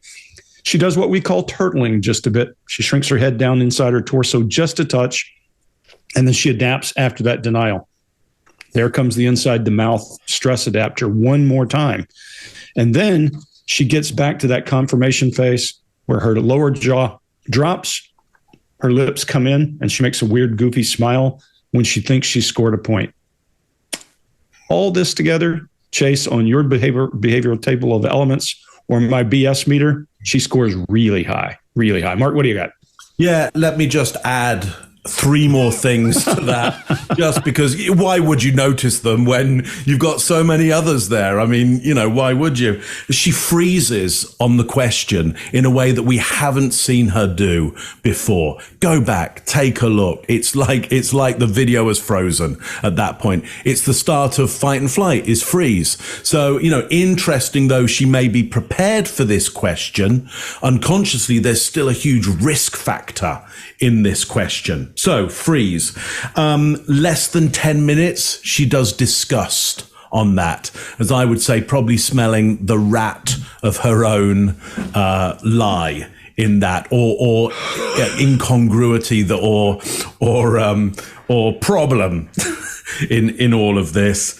Last one on this is there's adaptation on her ring as well, which is just an escalation of all the other adaptions that everybody else has been talking about. But there's one that you'll clearly be able to see there. So just 3 more, just in case, you were still wondering with all the lists that we'd given there. Interesting, Chase, in that how different that reaction is to her reaction on the Xanax piece there. So, I think it really does put even more of a seal on of approval on that idea that there is certainly something very different from her Xanax denial to a denial on this. In fact, there's no real denial on this at all. Scott, what do you got for us? I think you guys covered everything. I'm not going to repeat all you're saying, and we'll move along. Lovely. Well, I wish I could give that to you, but Chase nailed that, man. He's up the game here, man. He's gone next level on us. He's starting right. You have the pin spin, but Chase is already. He's done. Yeah. He's done the old mentalist. Tricks. It's just my old tricks. I got to come up with something. Do you remember the internet searches? At 2:49. While Casey's cell phone is pinging a tower nearest the home, the Anthony's family desktop computer is activated by someone using Casey's password-protected account. At 2:51, someone does a search for foolproof suffocation, clicking on several pro-suicide websites. Right. Wasn't me. I can tell you that. Everyone had each other's passwords because it was a family computer. But I didn't make those searches. Do you think it's possible your dad did that 2:51 p.m. search if he was at work at 3? Where he worked and where our house was located was less than 10 minutes. There was enough time for him to have been home, still made those searches, and then left for work. At 3:02, we have George using his cell to call the house landline. Okay. But where was his phone pinging at that point? Was it pinging at work or was it pinging closer to the house? We don't know because we don't have George's cell phone records. That's also part of the problem. We don't have George's cell phone records. At the time, my nightmares started to increase based off of what happened in court. Within somewhere probably close to about a 3-foot area of the passenger side of the car, I did smell a pretty strong odor. Was that the odor of a human corpse? Yes. During that 31 days, I ran out of gas in front of that cash checking place, and my dad was supposed to go pick up the car. He said, "Don't worry about it, just leave it there. Park it somewhere where I can find it." So I had 2 guys off the road help me push it in, and there was no smell when I left my car that day. I don't know what a dead body smells like, but I know what rotten garbage smells like. I left garbage in the car. There were 3 bags and a pizza box. I only threw away 2 of the bags. I forgot that I had even taken the garbage because I got so distracted by a phone call when I was throwing the garbage out. So I just closed the trunk instinctually and left. After the 31 days, I know when I got home and that car was there and there was a smell. And it's something I, to this day, have still never smelled and don't ever want to smell again. I've never smelled that in my life, even prior to. You're smelling her car that smells like a dead body, and you don't call the police. No, sir, I did not. And you don't call your daughter to see if she's okay. I didn't call my daughter at that time. And you don't call your daughter to see if Caylee's okay. I didn't call my daughter to inquire about her or Caylee at that time. I did not. And as a detective, you know that if you smell a dead body in a car, that's a potential crime scene. At the time, sir, I wasn't a detective. I am just a father and a grandfather. Jose's bringing that up because my father would know protocol and procedure, how to work a scene. Again, he didn't inquire to where I was that day because he knew. He didn't inquire to where Caylee was because he was the only one who knew where she was. All right, I'll go first on this one. Who says inquire? Seriously, I'm not just saying it. I mean, when's the last time you heard somebody said, I was at the grocery store and I forgot to inquire about the stuff you want? Nobody talks that way except attorneys. That's where she got that. That whole thing was set up for her to give that answer. When we see her father, he's asking these questions and the dad is giving these cop answers. He's just repeating what the guy said. You know, when he says whatever it is, he just repeats it back to him. No, I didn't do this. So I think he does a great job at that. But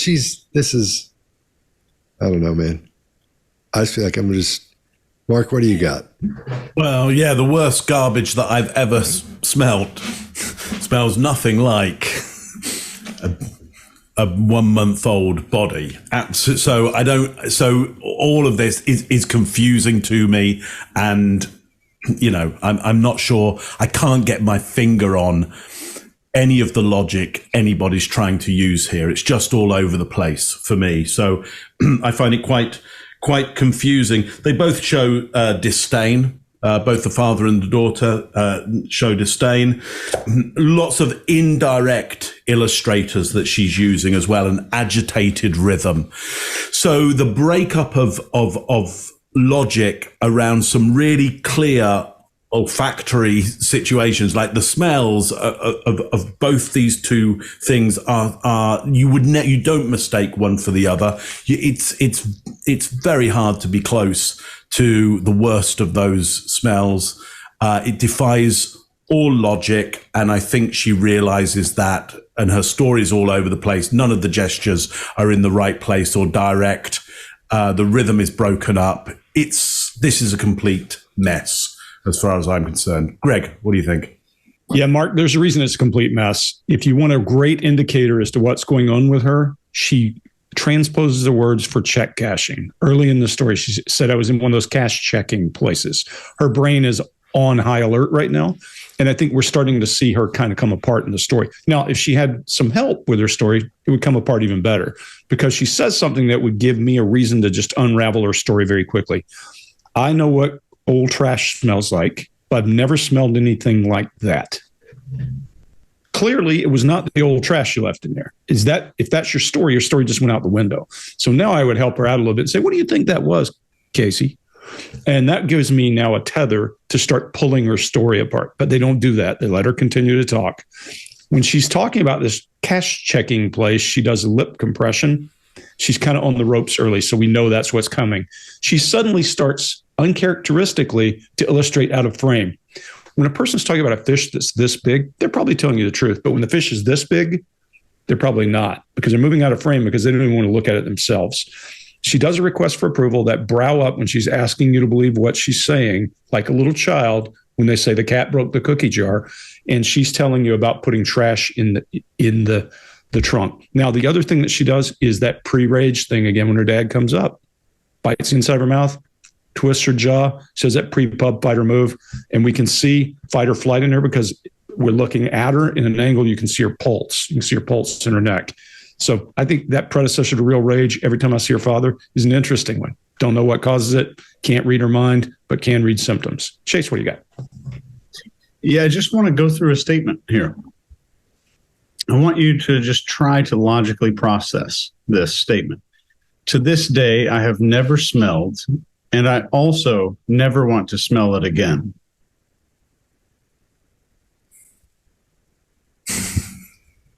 Interesting statement. It is a bit unusual to completely deny, then admit, and then deny again. But I think what's happening here, if you watch this a couple of times, you'll get the logic, Mark, that you were talking about. It took me a few times this morning. Casey is shining the light on the wrong thing here. She's saying her dad should have known what to do with the smell. This indicates the smell was in the car when she had possession of it or when she turned it over. But the opportunity to use this to cast doubt on his character might have been just too much to resist. She's claiming to simultaneously not know where her daughter is and also that her dad should have known that her car was a crime scene because he was a detective. So really quick, here's a breakdown.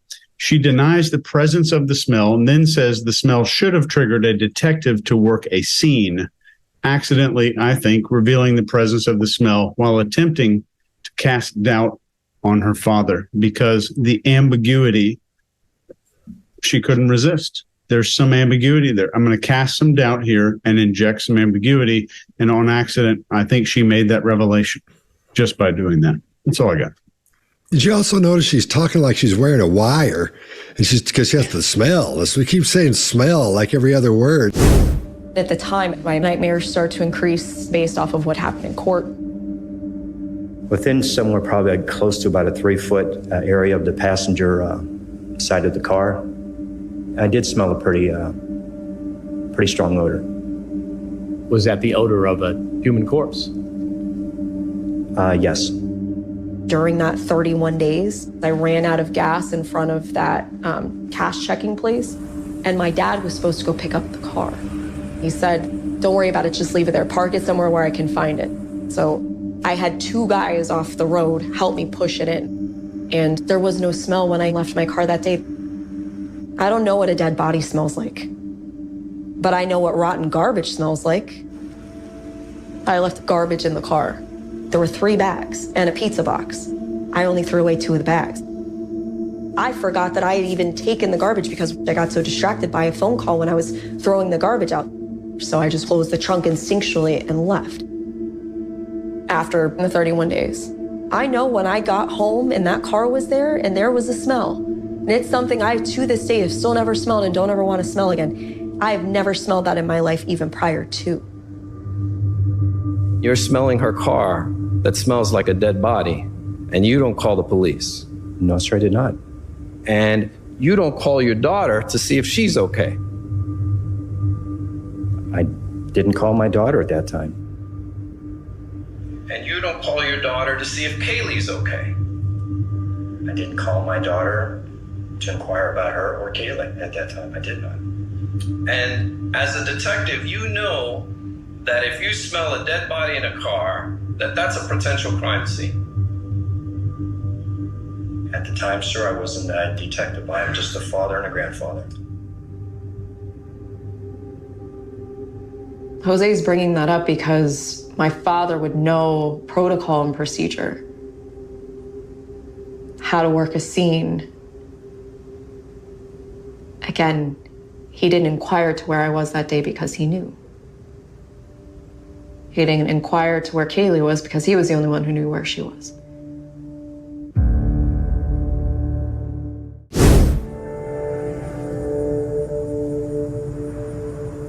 I'm never going to have full closure. And the irony for me is I think that's part of the reason why people are still so hooked on this is because they feel they need closure. It's like watching these reality shows or watching a movie and you feel like you need to have this ending, but if it's not the ending that you want, are you ever going to have that sense of closure?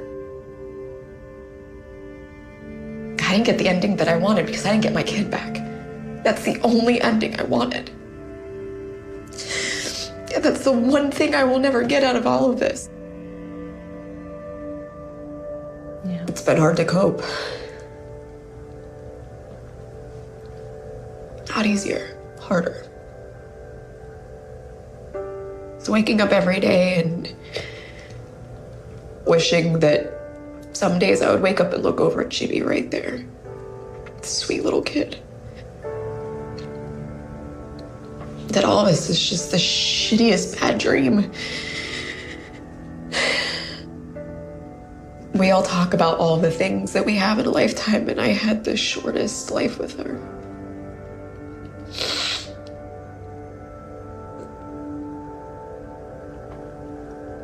It's so hard to deal with.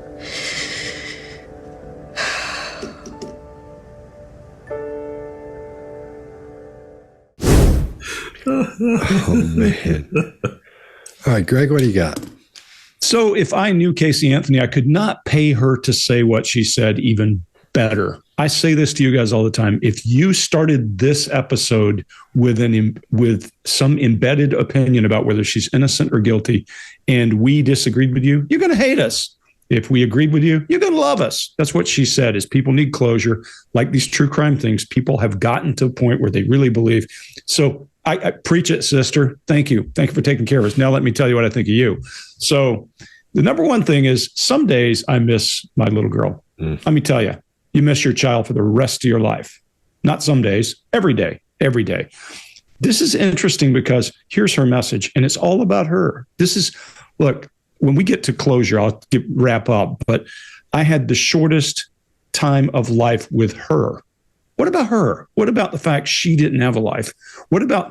This is all about self. Everything I've heard, just at the end of this piece, all I want to say is, what a crappy parent with father issues. Now, I don't know if her father caused that, if what she's saying is true or not, but man, this one is just awful to watch. Mark, what do you got?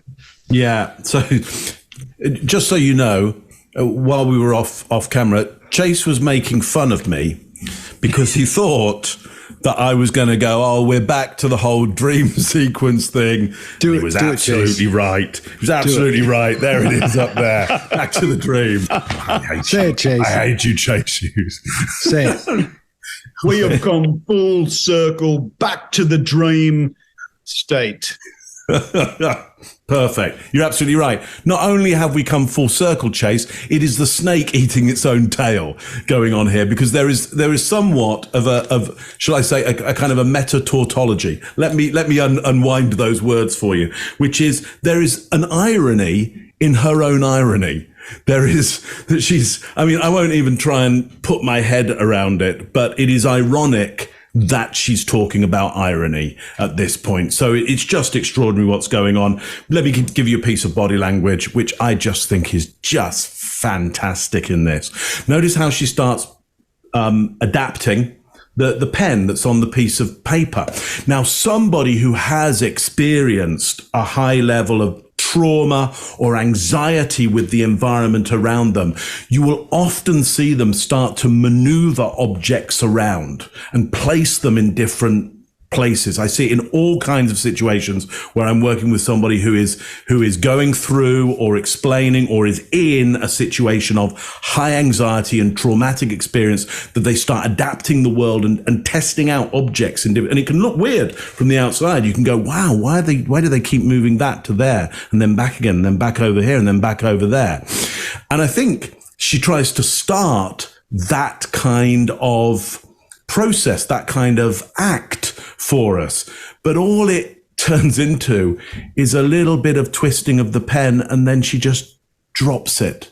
She just drops it and she kind of just nudges it around, showing us that the pen has no meaning. She wasn't transferring her anxiety of not being able to control this awful situation of having lost your child. There was no transference of that child into an object and not being able to control that. She's monkeying around with a pen. That's all she's doing, monkeying around with a pen. Absolutely disastrous. Scott, what do you got on this one? I'm going to go, I'm just going to talk about how they're trying to wrap this up. The only thing she didn't do at the end while she was weeping was smile. You know, if she had done those things, and this is how I just got to get through it myself, you know, that's the only thing that's missing out of this is her breakdown and of her sadness and then smiling through the sadness. Then they could end with that cornball piano thing. I'm not buying it. I didn't buy any of that at all. It's just gross. Chase, what do you got? Yeah, let me go on a different line. She's still unwilling to name her dad as a perpetrator. This is a huge deal, a huge deal.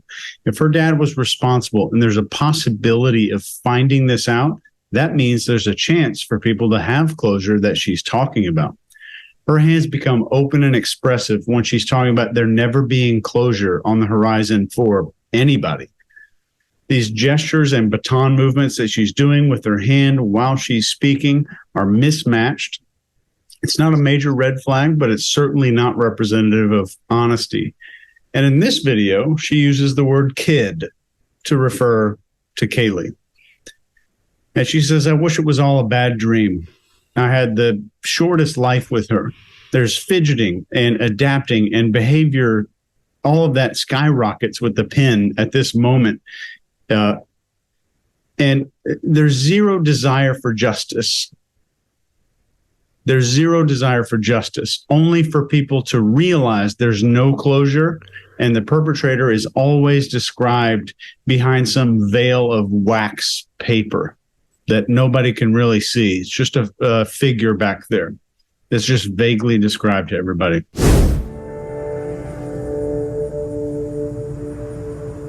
I'm never going to have full closure. And the irony for me is I think that's part of the reason why people are still so hooked on this, is because they feel they need closure. It's like watching these reality shows or watching a movie, and you feel like you need to have this ending, but if it's not the ending that you want, are you ever going to have that sense of closure? I didn't get the ending that I wanted because I didn't get my kid back. That's the only ending I wanted. And that's the one thing I will never get out of all of this. Yeah. It's been hard to cope.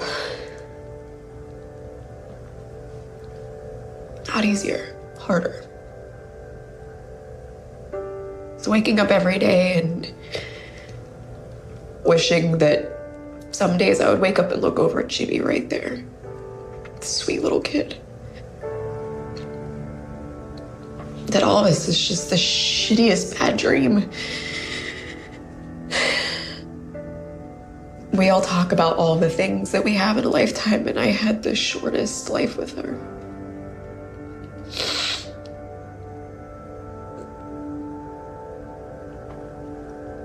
It's so hard to deal with.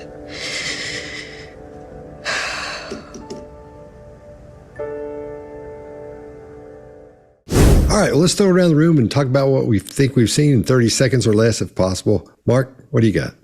Yeah, well, so you asked for Casey Anthony. That was Casey Anthony. And, I would hazard a guess that that is one of the grandest performances that we have seen on the behavior panel. And I would stake my life on it was a performance that we saw. Chase, what do you got? Yeah, this is a really messed up case. And I'm no forensics expert, nor am I highly informed about the evidence or the circumstances. I've tried not to read more than 3 paragraphs, because if I start doing that, it's going to taint the way the behaviors that I'm looking at. And I would inevitably come across some biased article. There's a massive amount of red flags here that seem to center around every detail that either proves her innocence or casts vague doubt onto her father. Greg? Yeah, this is a horrible case. This is a very young woman when this happened. And, who knows what happened? We'll never truly know. However, there are a few things. She has been in the public eye for a long time. She understands beyond the shadow of a doubt. All she has to do is cast the shadow of a doubt. And I think that's what we're seeing here. We see rage around her father. We see when there's occasions around the smell of a dead body in her trunk, around what the body was like, and those things. There's just a lot of ambiguity, and we see body language that's not supportive. I would suggest this is not good for her. And as you said, I didn't go dig up a lot of facts. You probably know a ton more facts about this case than we do. That's not what we do. We look at behaviors and the clips you're looking at. Scott, what do you got? Yeah, I agree with all you guys. And I think this is a great example of someone taking the media of filmmaking and trying to sway your opinion on something. And I think they're trying to make her look innocent. Whether she is or not, who knows? I'm under the impression she isn't. That's just my opinion. It's just what I think. But I think they gave it a dang good try, and I don't think she pulled it off for them. I think they're going to be a little bit let down, and I think she'll get a lot of blowback from this. I think you're right, Greg. All right, fellas, I think that was another good one, and we'll see you next time. The Behavior Panel.